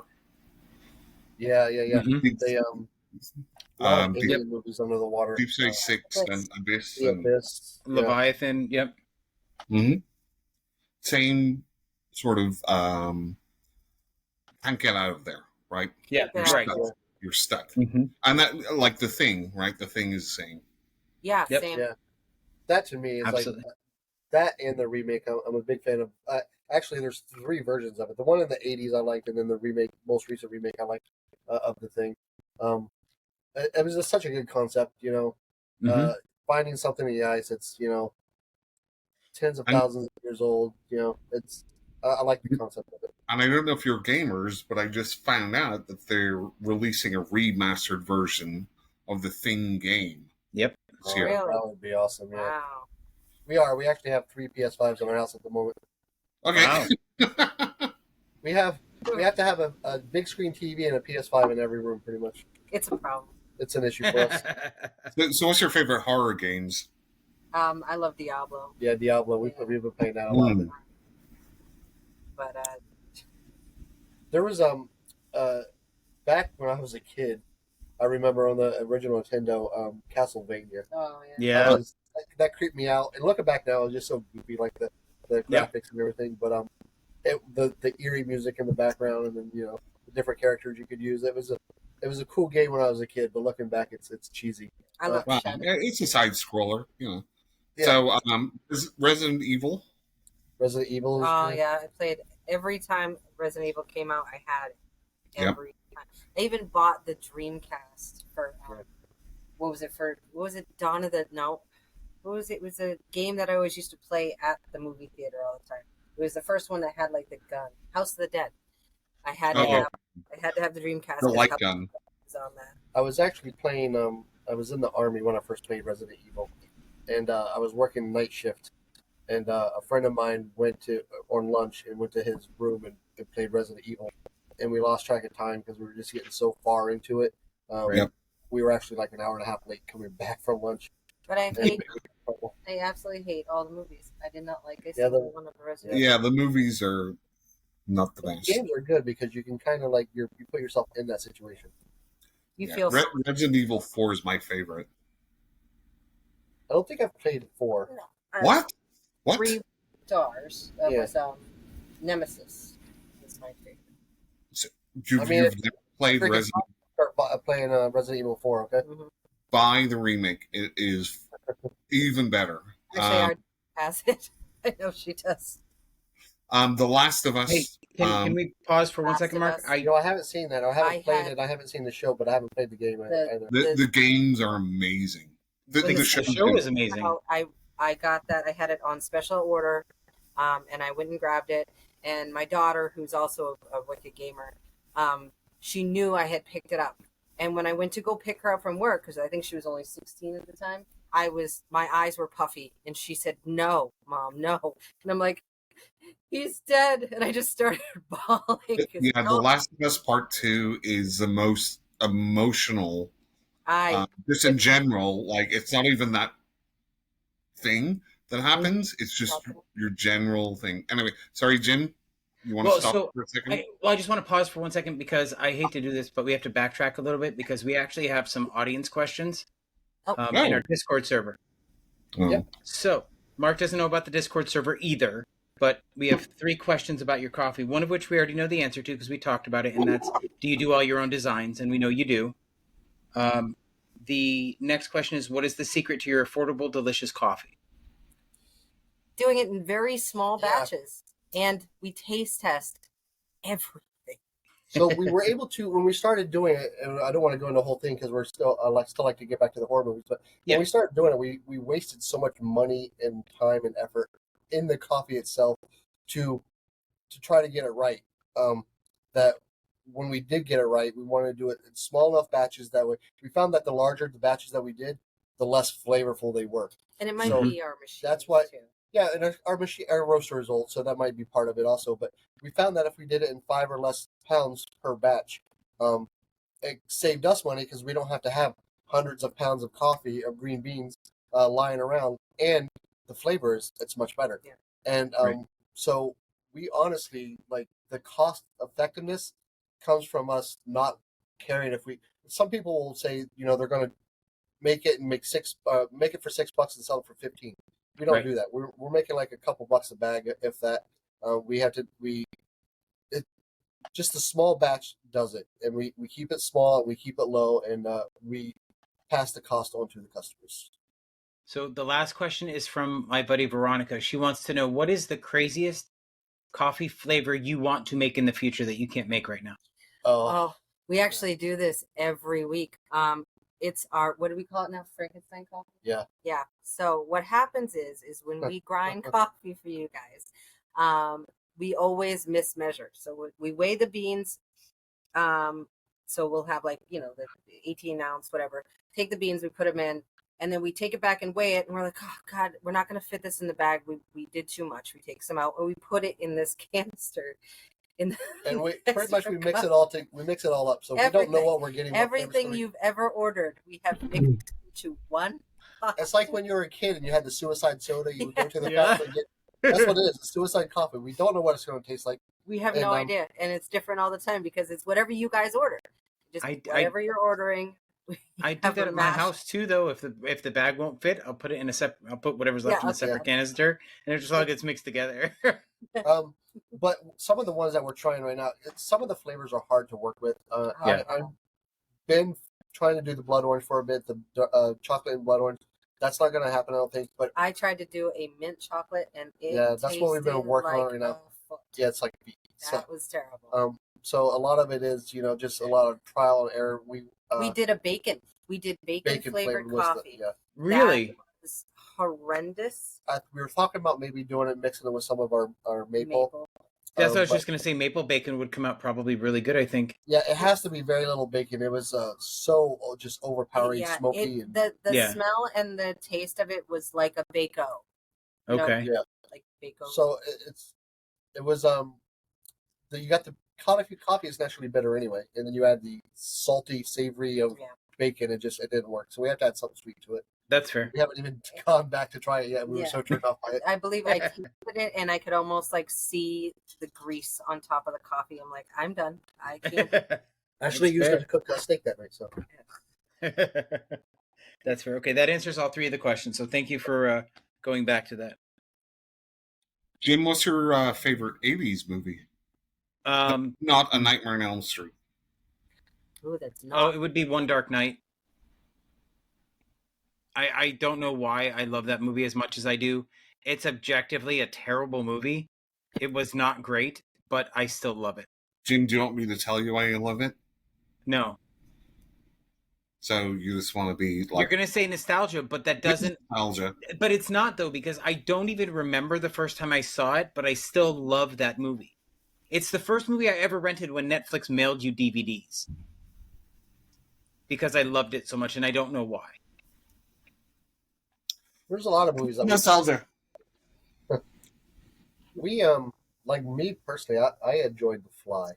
I'm big into like kind of sci-fi horror. Is it the sci-fi aspect or the body horror though of that movie? Actually, body horror is great. It was the fact that he was trying to create an actual working teleporter, and what could go wrong with it. I thought it was very outside of the box at the time. Yeah, you mix two DNAs together, and that's what you get. What did you think of the sequel? I did not see it. I did see the sequel actually. Yeah, no, I wasn't a fan of it.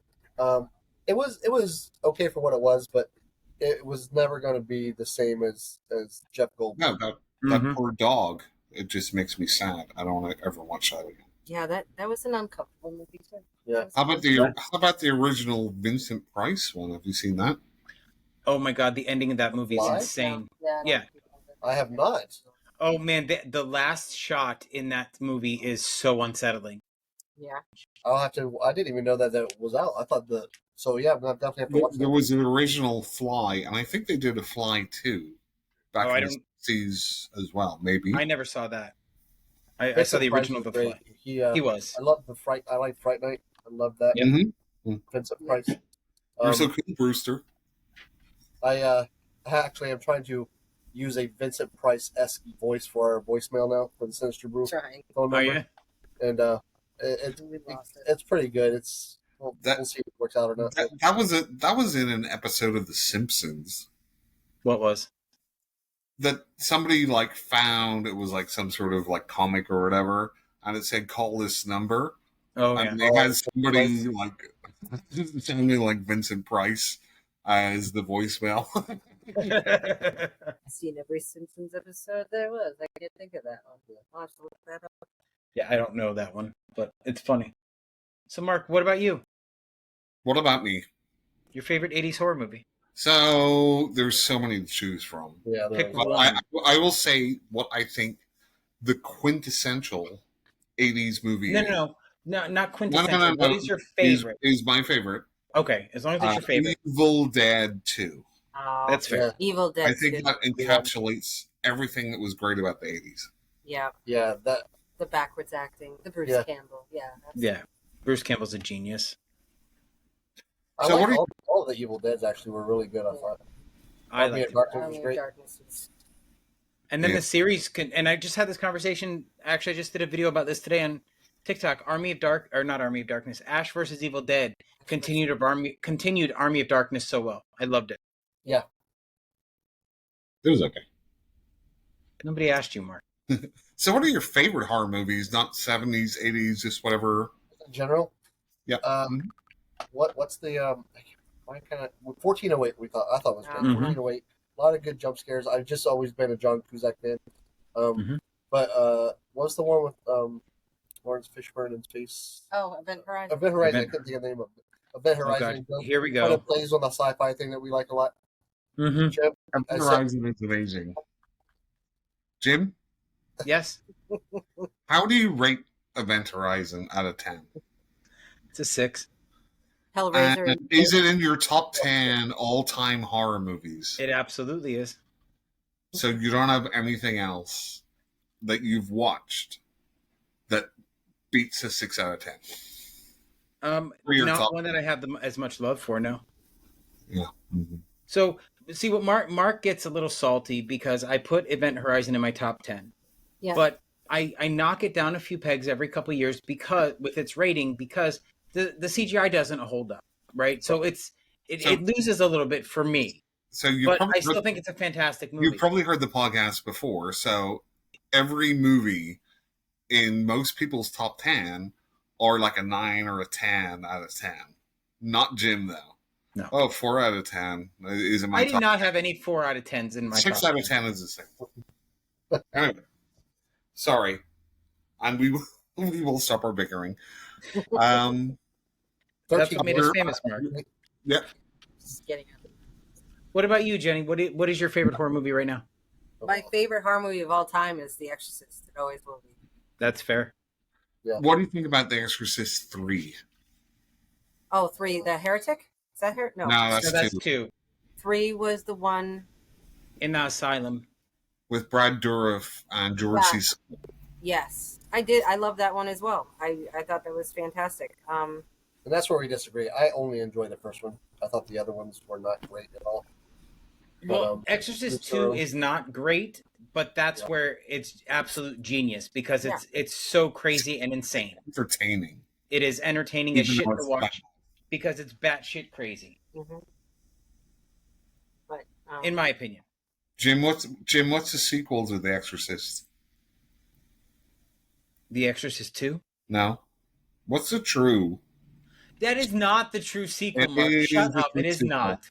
He's talking about the 9th configuration, and it's garbage. It's such garbage. Bullshit. So who was it written by? William Peter directed by- Blatty, right? Yeah, and does it have a character from the original? Yeah, it has a bit character that's in Yes. one party scene. Yes. Does it have similar themes? I honestly don't remember. I've only seen it Yeah, once. I know. Check out the ninth configuration. It's Please don't, because you'll probably stop sending me coffee. Shut your whore mouth, Jim. um, yeah, it is a cult classic, and It there's is some not. great genre actors in it, and it has kind of more of the comedy of The Exorcist 3 in it, but it's got that same religious kind of up and down, like, oh, what's really real? But obviously, because it's bloody, you know, he's going to say it's God's real. So anyway, but it's amazing, amazing movie. It is not. No, I really enjoy any of the movies that have to deal with any type of like possession or. You like The Omen then? I like The Omen. I like just because I didn't grow up religious. I'm not a religious person, so the thought of that, like, if I had a nightmare, it's being possessed by a demon, and I don't believe in demons. And I grew up Catholic, so yeah, all that Oh, scares a lot of guilt there. So then I have a 90s question It's for my you. fault. I have a 90s question for you, though. Okay. What did you guys think of Stigmata from '99? I didn't hate it, but it wasn't one of the top movies that I've seen. I liked it, but it was entertaining for what it was. But I didn't. I liked End of Days. Yeah, there's a little bit more action to it. How about The Exorcism of Emily Rose? Yes, I love Shut that up, one. Mark. Shut I up. I thought that was good. I didn't like Yep. it. Mm-hmm.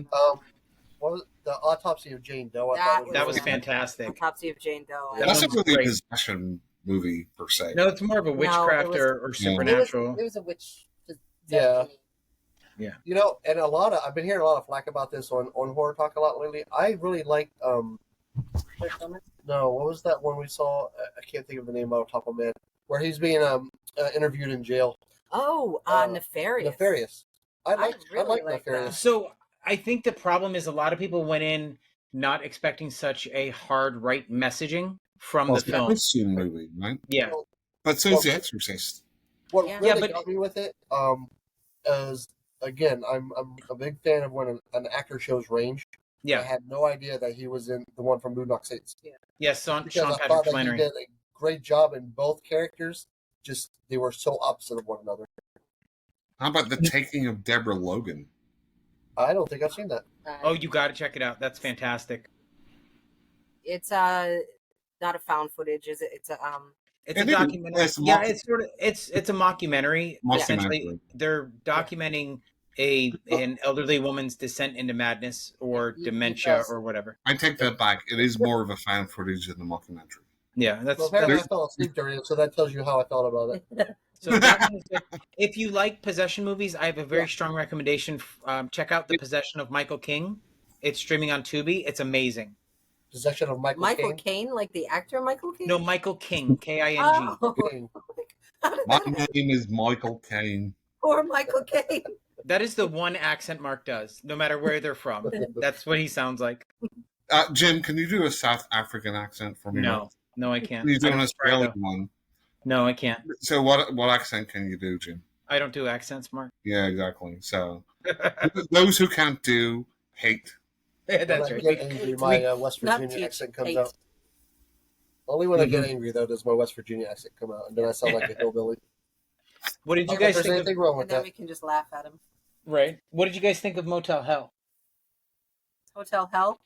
Motel Hell, yeah. Motel What's that Hell. got to do with possession, Jim? It I don't doesn't, think I've Mark. seen it. I don't think we Yeah. will. So it's from 1980. It's available on Tubi.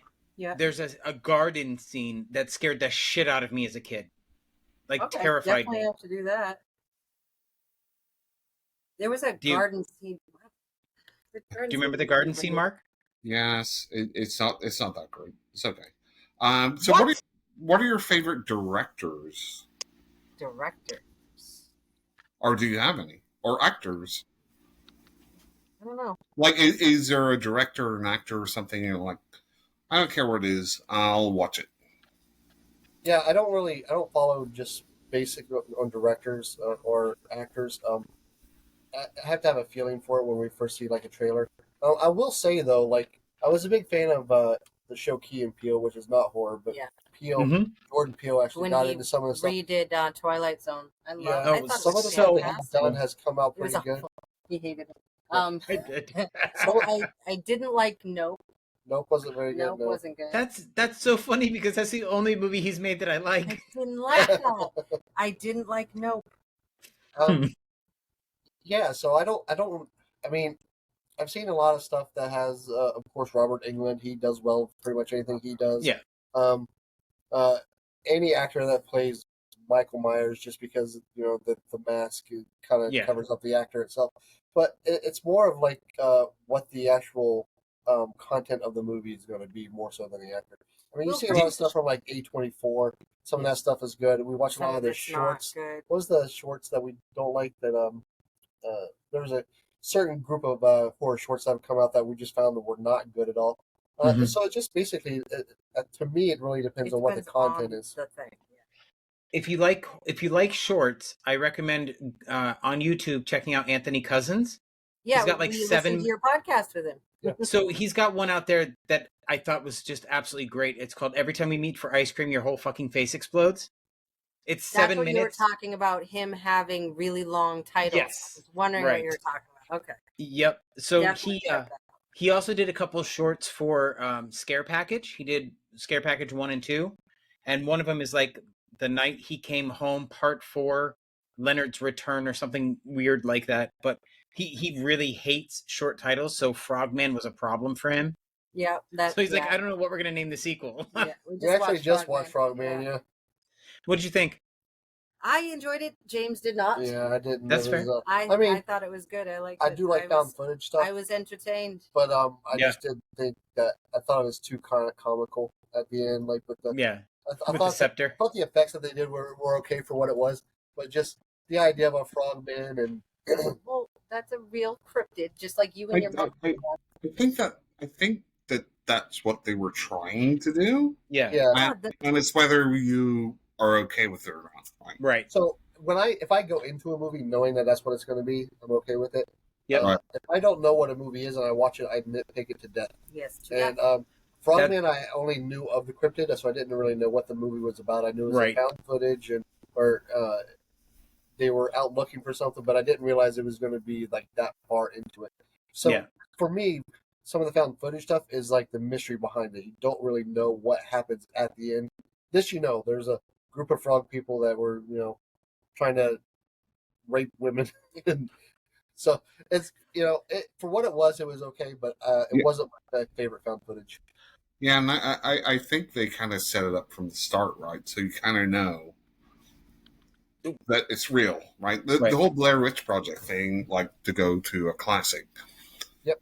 I actually went to the theater and saw that night because I was a kid when that came out. I honestly thought it was real. It's like, why would they make this into a movie? Well, it's the marketing too, right? Back then.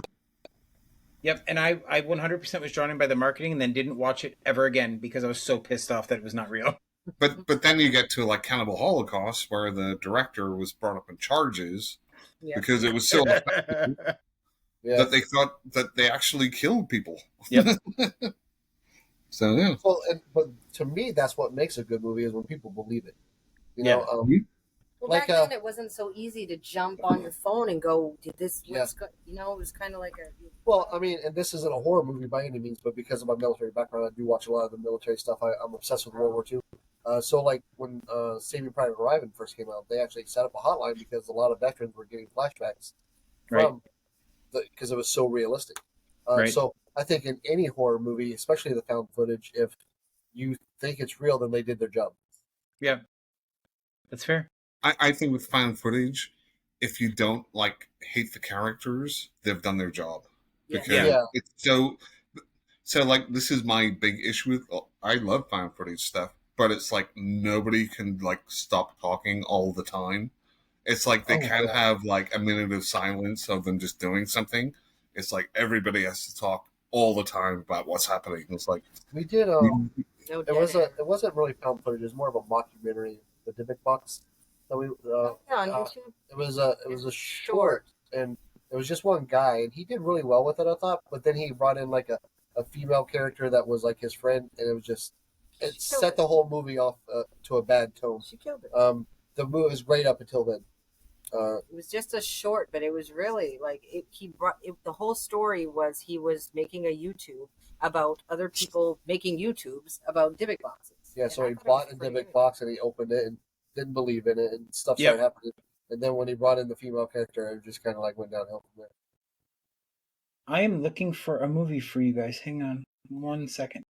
Because this is one that Okay, so there's a movie, if you like the found... So let me preface this by saying they go through backflips to maintain part of this movie. But if you watch The Uninvited from 2024, it was released by Terror Films. It was quite impressive for a low-budget film. It's about these people that are invited to watch their daughter, who has taken off to a foreign country, get married in a ceremony. And that's all I'm going to tell you. Because they're all on a Zoom call or something. But it sounds like a great rom-com. Jim. So it's not a rom-com. But they're, like I said, they go through some backflips to keep these people on this call. But overall, it's a solid watch, and there are some parts that are truly disturbing.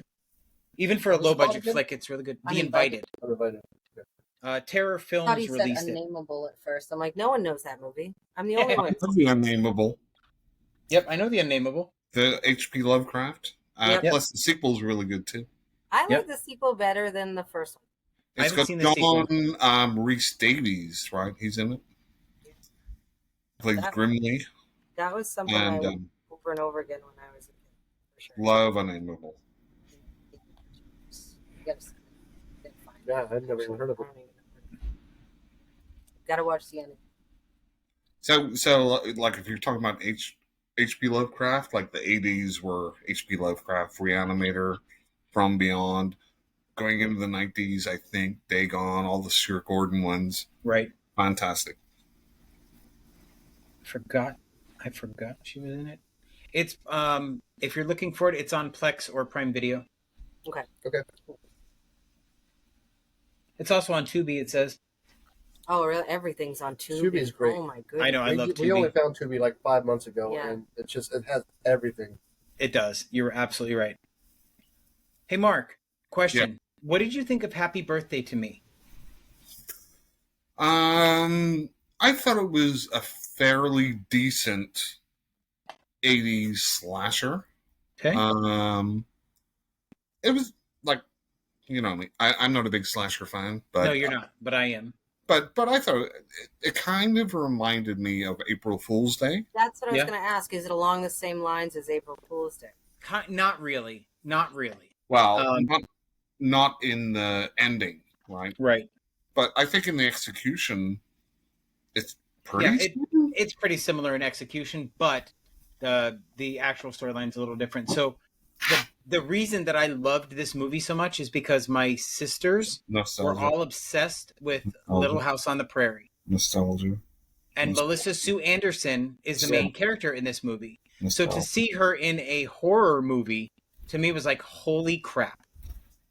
So did you like Galaxy of Terror, I Jim? don't think I've seen Galaxy of Terror. the Roger Corman classic with Aaron Moran in it? Oh, I do like Aaron Moran. Yeah, exactly. I do. Nostalgia.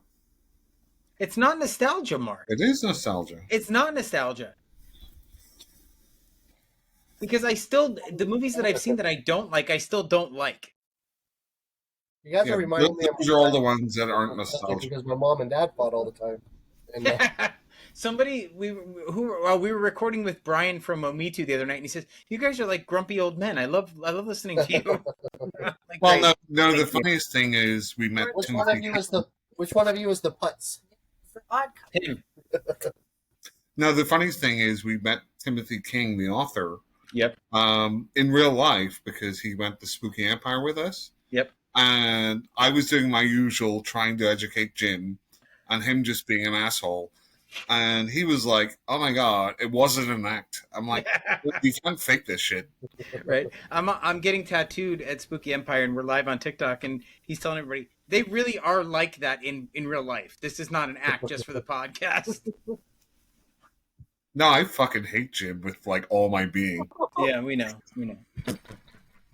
We know. It hurts me so much. Careful, Jane's getting protective. Yeah. See, Mark, you're gonna make some enemies. Stop it now. Oh, well. Anyway, That's Mark, all. Oh my God! In Galaxy of So- Terror, that had Sid Haig in it. Yes. And Robert Englund. really? How have I not Yes. seen Yeah, this one? Robert England. Yes, a Roger Corman production. I'm gonna have to look that up.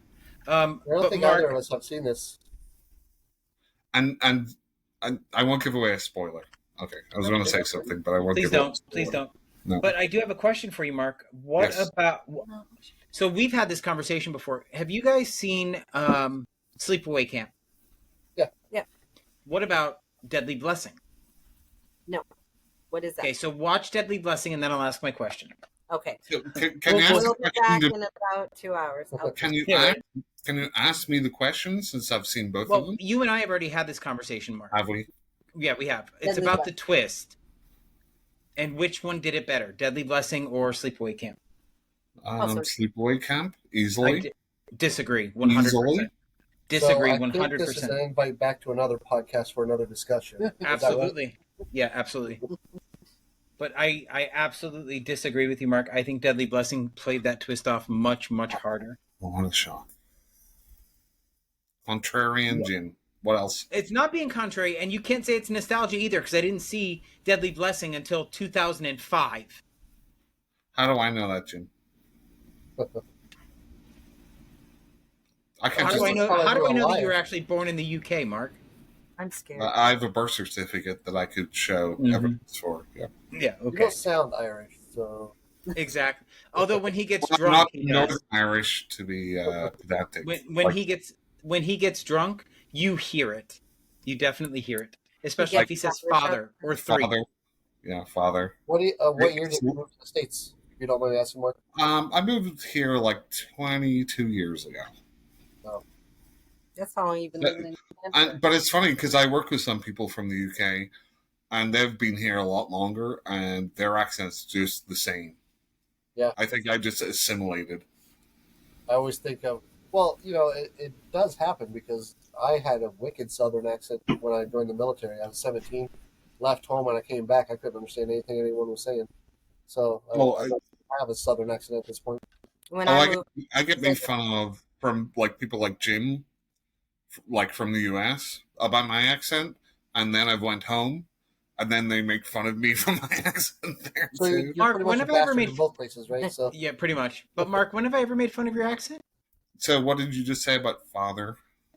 I didn't say anything except you can tell you have an accent when you get drunk. Yes. Okay. That's not making fun of you. I didn't say ha ha ha. Yeah, you've never said that before, Jim. No, I've never said that before, actually. Uh-huh. Uh-huh. oh wow, look at the time, guys. Oh, is it frozen? Mark- Are we there? Mark, you're making people uncomfortable. Okay. Okay, you guys are still there. So We're yeah, we're frozen. still here. We heard you. So Mark, do you want to move into what you've watched? So the only thing I've watched, again, due to my recent ADHD, I watched the last 2 episodes of The Boys. I am one episode Oh, I haven't behind. watched that yet. Haven't seen anything about it. I don't want to know because I want to watch it. So Go spoiler. ahead, just don't spoil it. I mean, spoiler. Homelander dies. You are, Say it doesn't spoil it. I'm totally kidding. I'm yeah, totally he is. kidding. But Um, you know what you can say about Oh, this though, perfect. Mark, is this, what is her name, Firecracker? Mm-hmm. So Like they write some of the best villains. Like what's her name, Storm? What was her name? Anya Cash, Yes. the character she played, Storm. Nazi one. Yeah, Stormbreaker. Stormbringer. They write some of the best female villains. They really do on this show. Well, you know, not to get political, but you know who they wrote Yes, Mark. Yes. Firecracker after? Mm-hmm. And she actually says a specific line from this politician. Yes, I know. But anyway, I think The Boys is still awesome. I agree. Really transgressive. It's like they don't give a fuck. Love it. we have not seen that yet. We were interested in it. We were trying to get caught up with Outer Range. And unnamed. Oh, how is the second season? I haven't seen any of the second We season haven't yet. started. Just We started the first episode and we forgot everything that happened in So we the have- first season, so we had to go back and rewatch. But So, we're I don't so want to busy with stuff. Where there's so many things we're going to get caught up on. I don't want to disappoint you, but it was canceled. There will not be a season 3. Yeah, I Yeah. heard that. What was that? Oh, sorry. The other thing, I rewatched my favorite movie from last year, Godzilla -1. Yeah, that I watched that for the first time. That was Still pretty good. amazing. How was it? Sorry? How was Godzilla -1? Oh, It was it's really good. It's. I've seen a lot of Godzilla movies. This one is just so good. And it's more a drama than Godzilla. Like, it's not a goofy Godzilla. But it's great. It's I absolutely just asked because I stopped watching Godzilla movies when Matthew Broderick did the one. No. Forget the Yeah. American bullshit one. Yeah. Like, it's on Netflix, I think. Watch Godzilla -1. You'll be blown away. And apparently they made that movie, and it was like $20 million or $30 million. And it looks amazing. So all these like big Hollywood movies that spend $200-300 million look Yeah. like crap next to it. So That's you'd recommend. the American version of it. Like I said, I mean, it was good for what it was. It wasn't Godzilla. It was a giant lizard. It wasn't Godzilla at all. Nope. It was awful. But this is a Japanese one, right? So I also recommend watching the one before it, Shin Godzilla. I haven't seen that one yet. Which is kind of a different Godzilla type movie, which is more about like stupid red tape and administration getting in the way of solving problems. Right. But it's the scariest Godzilla. Are they in English or are they subtitled? Subtitled. But you probably I can't read them from West Virginia. Well, you can get dubbed. You can get dubbed stuff. Like, I'm sure they're dubbed. Mark totally missed it. Sorry, what? He said he can't read. He's from West Virginia. I'm from West Virginia. Yeah. Oh, yeah. Well, yeah. I'm just being. I apologize to anybody in West Virginia listening. He's from west of Virginia. Okay. You talk good, England. Yeah, there's a lot of shows that we're trying to get through. We just finished the first season of Three Body Problem. I don't know if you guys heard of that. I got halfway through it, and it just annoyed me too much. There is a lot of downtime that they could have had. I'm on the edge now with what's going to happen. Yeah. They've drawn me in enough. I don't think the show itself. Some of the episodes weren't great, but the premise is really good, and I'm anxious with it where it goes. I might actually check out the original. Yeah. Although it's like 50 episodes. But the American one, it's all about scientists and people who should know better. And then they're all like, oh, no, this is too far. I'm like, don't you see the bigger picture? Why are you being like it? That's. But apart from that, I mean, I liked it up until I mentioned seeing the original too, though. But yeah, we're so busy. We want to see. We're doing Invincible. I don't know if you guys seen that. Oh, yeah, Invincible is great. Invincible is great. But we even got our son to start watching. So there's a lot of good shows out there. A lot of good movies. It's so hard. Like you were saying earlier, Jim. It was hard to stay caught up with everything that is out watching it, and you just get tired of it. Yeah, right. And we're the same way. We're so busy with coffee. Sometimes I don't even want to look at the coffee. I'd just rather watch a horror movie. Right. There's so many good suggestions out there from everybody on Horror Talk. Jim, is there a horror movie about or features coffee? Nightmare on Elm Street. Yeah, I mean, she does make a lot of coffee. Mm-hmm. Yeah. Mm-hmm. We stop googling it. Characters of coffee monsters that we were thinking about incorporating into the storyline. The closest I can think of is the stuff. That's not coffee. And I know it's not coffee, but it's something people consume. No. You specifically asked if there was a horror movie about coffee. I said the closest, Jim. No, you didn't say the closest. You said, is there a horror movie about coffee? Sorry, Sinister Brew.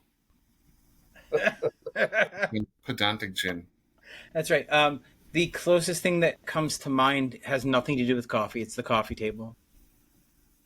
We haven't seen. We haven't seen it yet. We're actually gonna. Jim just literally Googled horror movies about coffee. I did. You're right. Off the screen, by the way. I did. So, again, I come with receipts. Well, I Googled the same thing and I didn't get that. Jen, I think your Nightmare on Elm Street one is probably the closest. Yeah, probably, honestly. Because she does drink a lot of coffee in that movie. Or Nightmare on Elm Street 3. Because you're afraid to go into your dreams. Yeah. I don't, Mr. Brew Coffee. I mean, you should. One of our customers actually did do that. They did an unboxing, and the opening scene was from Nightmare on Elm Street. I'm like, oh no, please don't do that. You know what movie is not talked about a whole lot that would be great is Bad Dreams with Jennifer Rubin. Yeah. What? Bad Dreams. Oh yeah. What did we watch? Dreamscapes. Do you remember that one with Dennis Quaid? Yep. Which is kind of a precursor to A Nightmare on Elm Street. Yeah. Yeah. Really? He's just thinking because no. So there's a scene. The snake. Not the snake. There's a scene with the guy from the Warriors, the come out and play guy, and he's the killer in it. And they're on a train, and he grows knives on his fingers. I don't remember that one. Yeah. I remember the snake guy. That one was creepy. That scared the crap out of me. Yeah, that guy had a finger thing because the Warriors too. Yeah. Yep. And he was in Commando. Oh, Yep. this guy. Yeah. Okay. Remember when I said I'd kill you last? I lied. And then he drops over. We watched Dreamscape just like a couple nights ago, and Yep. even though we've seen it, we couldn't remember where we saw Him. him. He was driving us nuts. Like, oh, Warriors. I had to Google it. Like, Yep. oh yeah, Warriors. Come out and play. It'll forever be him. Is that all you got, Mark? Have you not seen anything else? Nope. What about you guys? Anything else that you want to talk about that you've seen or games you've played or anything you've done in the last little bit? No, there is so much that we do want to see. We used to just be movie files. We would sit around or cinephiles. We'd sit around, watch pretty much anything. We got to the point where we thought we saw everything and we stopped watching, and we started getting into the coffee. And then now we're too busy to even be caught up with everything that's out. We didn't turn the TV on, which is not like us Yeah. until like 5 o'clock. We Right. typically we listen to music and brew coffee, roast coffee. And I'm thankful that you do that. I'm glad that's your thing. I'm not gonna lie. Well, we like the feedback. Everyone that I speak with, 100% honesty feedback, because that's the only way we're going to grow, only way we're going to get better. And I'm hoping, in my mind, I'm still coming up with the storyline for the characters, how they all met. I'd like to make it into like a kind of a little mini cartoon if I could. That could be I'm that. scoping out some artists on TikTok right now that we follow that I might reach out to see if they can actually animate it for us. And, Oh, that's awesome. It's in the future, but it's definitely in my mind. That's it's got awesome. some horror twist in it. It's going to be about coffee, but it's going to be about horror. So That's hopefully awesome. it'll cover everyone's bases. Mr. Bean. Mr. Bean. Uh, Yeah. Rowan. Hard. Oh. I can't thank you guys enough. Everything that Horror Talk has done, you guys are amazing. I can't ask for a better group of people. Yeah. I mean, everything you guys have done for us. I want to. Thank you. You wouldn't get this response if your product wasn't worthy. And I think that's the part that we appreciate is you guys put out good quality product that we really enjoy. That's why everybody likes to talk about your stuff is because it's worth it. I'm hoping that people realize now, and you guys can spread the word as much as you want, but it's just the two of us. Mm-hmm. We can make it if we try. Oh, I'm sorry. It's just the two of us, Please don't but spread that. I'm on TikTok nonstop, Mr. Sinister. People can reach out. They can ask questions. They can ask for certain flavors. Certainly go to the website, sinisterbrewcoffee.com and look at all the flavors. If there's something you want to suggest, We're open for it. Yep. Yeah. I tell everybody that I talk to about your coffee about the blueberry or the blackberry and even the decaf. I mean, everybody saw the decaf video, so they all know that you guys did it. How about a mint and orange? Oh, you're gross, Mark. But that's like eating an orange after you brush your teeth. It's like, Exactly. That's like having an orange flavored Andes mint. That's disgusting. No, we honestly we thought about doing like a mystery flavor and not tell anybody what it is and just sending it out and have it be something like that. Be like But I think we would lose our reputation. It'd be like a jelly. No, it's the jelly bean thing, right? They do all the crazy. Like if Birdie's bought every flavor bean. What it would coffee beans. Absolutely. Right, put out a vomit flavored coffee. No. Here's an idea that's very big on social media right now. It's about people eating or consuming the hottest products. Mark, wait, hang on. Chili pepper coffee. There is a chili pepper coffee idea. That trend is like 5 years old. Just like your brain. No, it's a big thing, and people are still like blowing up about it because everyone's raising. No, because everyone's raising it, and it's like, oh, it used to be 10 million Scovilles. Now the next thing is 15 million Scovilles. Yeah, but if we play with our caffeine, people can have heart attacks. So if exactly. We could imagine how many views that would get, though. It would get a lot of views, and the problem is, like, I don't want it to detract away from the actual good coffee that we have. The graphics, though. You send it. jumping out of their body. But just before before they order it, they have to sign a waiver Well, online. it's funny. I actually, when I lived in Maryland, there was a chicken wing place that had thermonuclear 911 chicken wings, and you had to physically sign a waiver before you could eat them. Mhm. Mhm. And that was only like 1.5 million Scoville units. So Yep. I'm sure if you get a coffee, we get up to like, Why do 20 or spicy, 30. Though that's not spicy. It would be caffeine. They have That's jalapeno. coffee. Mark, you're Yeah. crazy. We're thinking of a different stuff. We might do a mystery flavor. I just like to do brain dumps, Jim. Yeah, well, You have to have a brain for that, though. yeah. You don't really have any of those. Anyway, you have some dumps, but not the brain, sort of, apparently. Mark. Mhm. Anyway, so I guess it's my turn now. So I told you about Sharksploitation. I already watched that. I did watch Laid to Rest, which was actually a surprise. It's pretty interesting, right? I saw it on Tubi. Skull? Yeah. Mhm. So this is the first one, though. Mhm. Chrome Skull is technically the second Oh, one. I know. That's the character, though. Yeah. I loved the vibe of the movie. I loved how it was pretty much a throwback to the 70s. The practical effects were really solid. But the main character, for the love of God, I wanted her to die. I was cheering for him to kill her. But because every choice she made caused somebody else's death throughout the whole movie. And I'm finally at the point where I don't care anymore. Just get her off the screen. But the way that they killed Chrome Skull in this first movie was pretty fantastic, I thought, and pretty effective. I'm just really curious about how he comes back. A So dog. This is fire on him, Jim. This is not Nightmare on Elm Street 3, Mark. No, that's not 3. That will be 4. 4, right? The Dream Master, correct. Anyway, and then I today I watched a movie, Mark, that was quite brutal. I watched Reel. Oh, Reel. yes. Now, apparently, we have somebody coming on our podcast. We do. Chris Goodwin will be coming on our podcast. So where did you watch Reel? Because I have to watch it. So you watch it. The only place it's available to stream is on realstore.net, REELSTORE.net.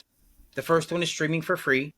And then the second one you have to pay for, and I don't know what it is. I don't know how much it costs. It is not on any streaming service anywhere. And what I will say is that's probably the most brutal 20 minutes of a film, the final 20 minutes, that I've seen on screen in a very long time. Well, I did enjoy it a lot, but it's pretty. There were several times where I was like clenching because it just looked so painful. so it's worse than the Gremlins 2 ending, Jim. Yes, it is. Okay. Mm-hmm. I don't want to ruin it and I don't want to talk too much about it because we do have Chris coming on, and then we're going to have the actual director that is featured inside of Reel. Slasher Victim 666 will be coming on the podcast also.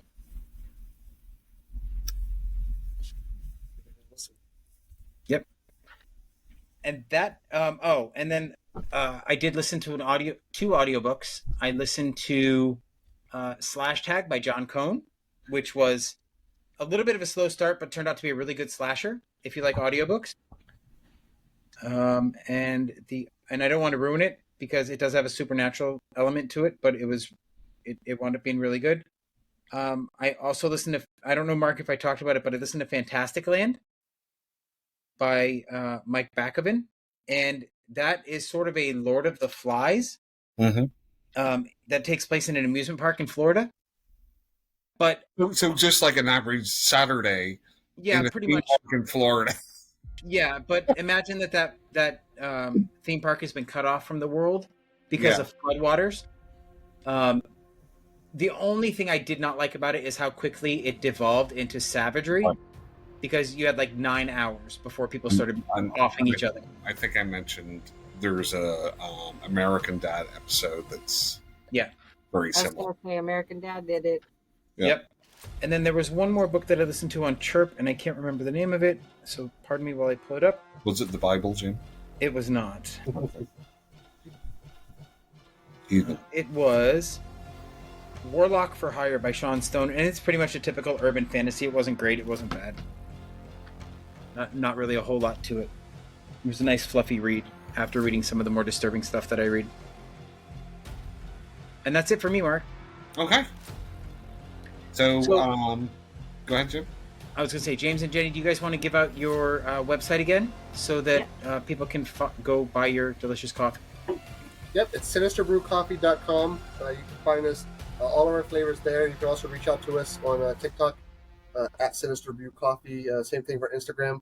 And like I said, it's the two of us, but I'm on constantly, so I will answer any questions and give you any guidance I can coffee-wise. Yeah, I will not lie. I often think to myself, who am I typing to right now? I'm usually under the Lady Gruesome one, so if it's Lady Gruesome, it's me. Yep, I figured that out now.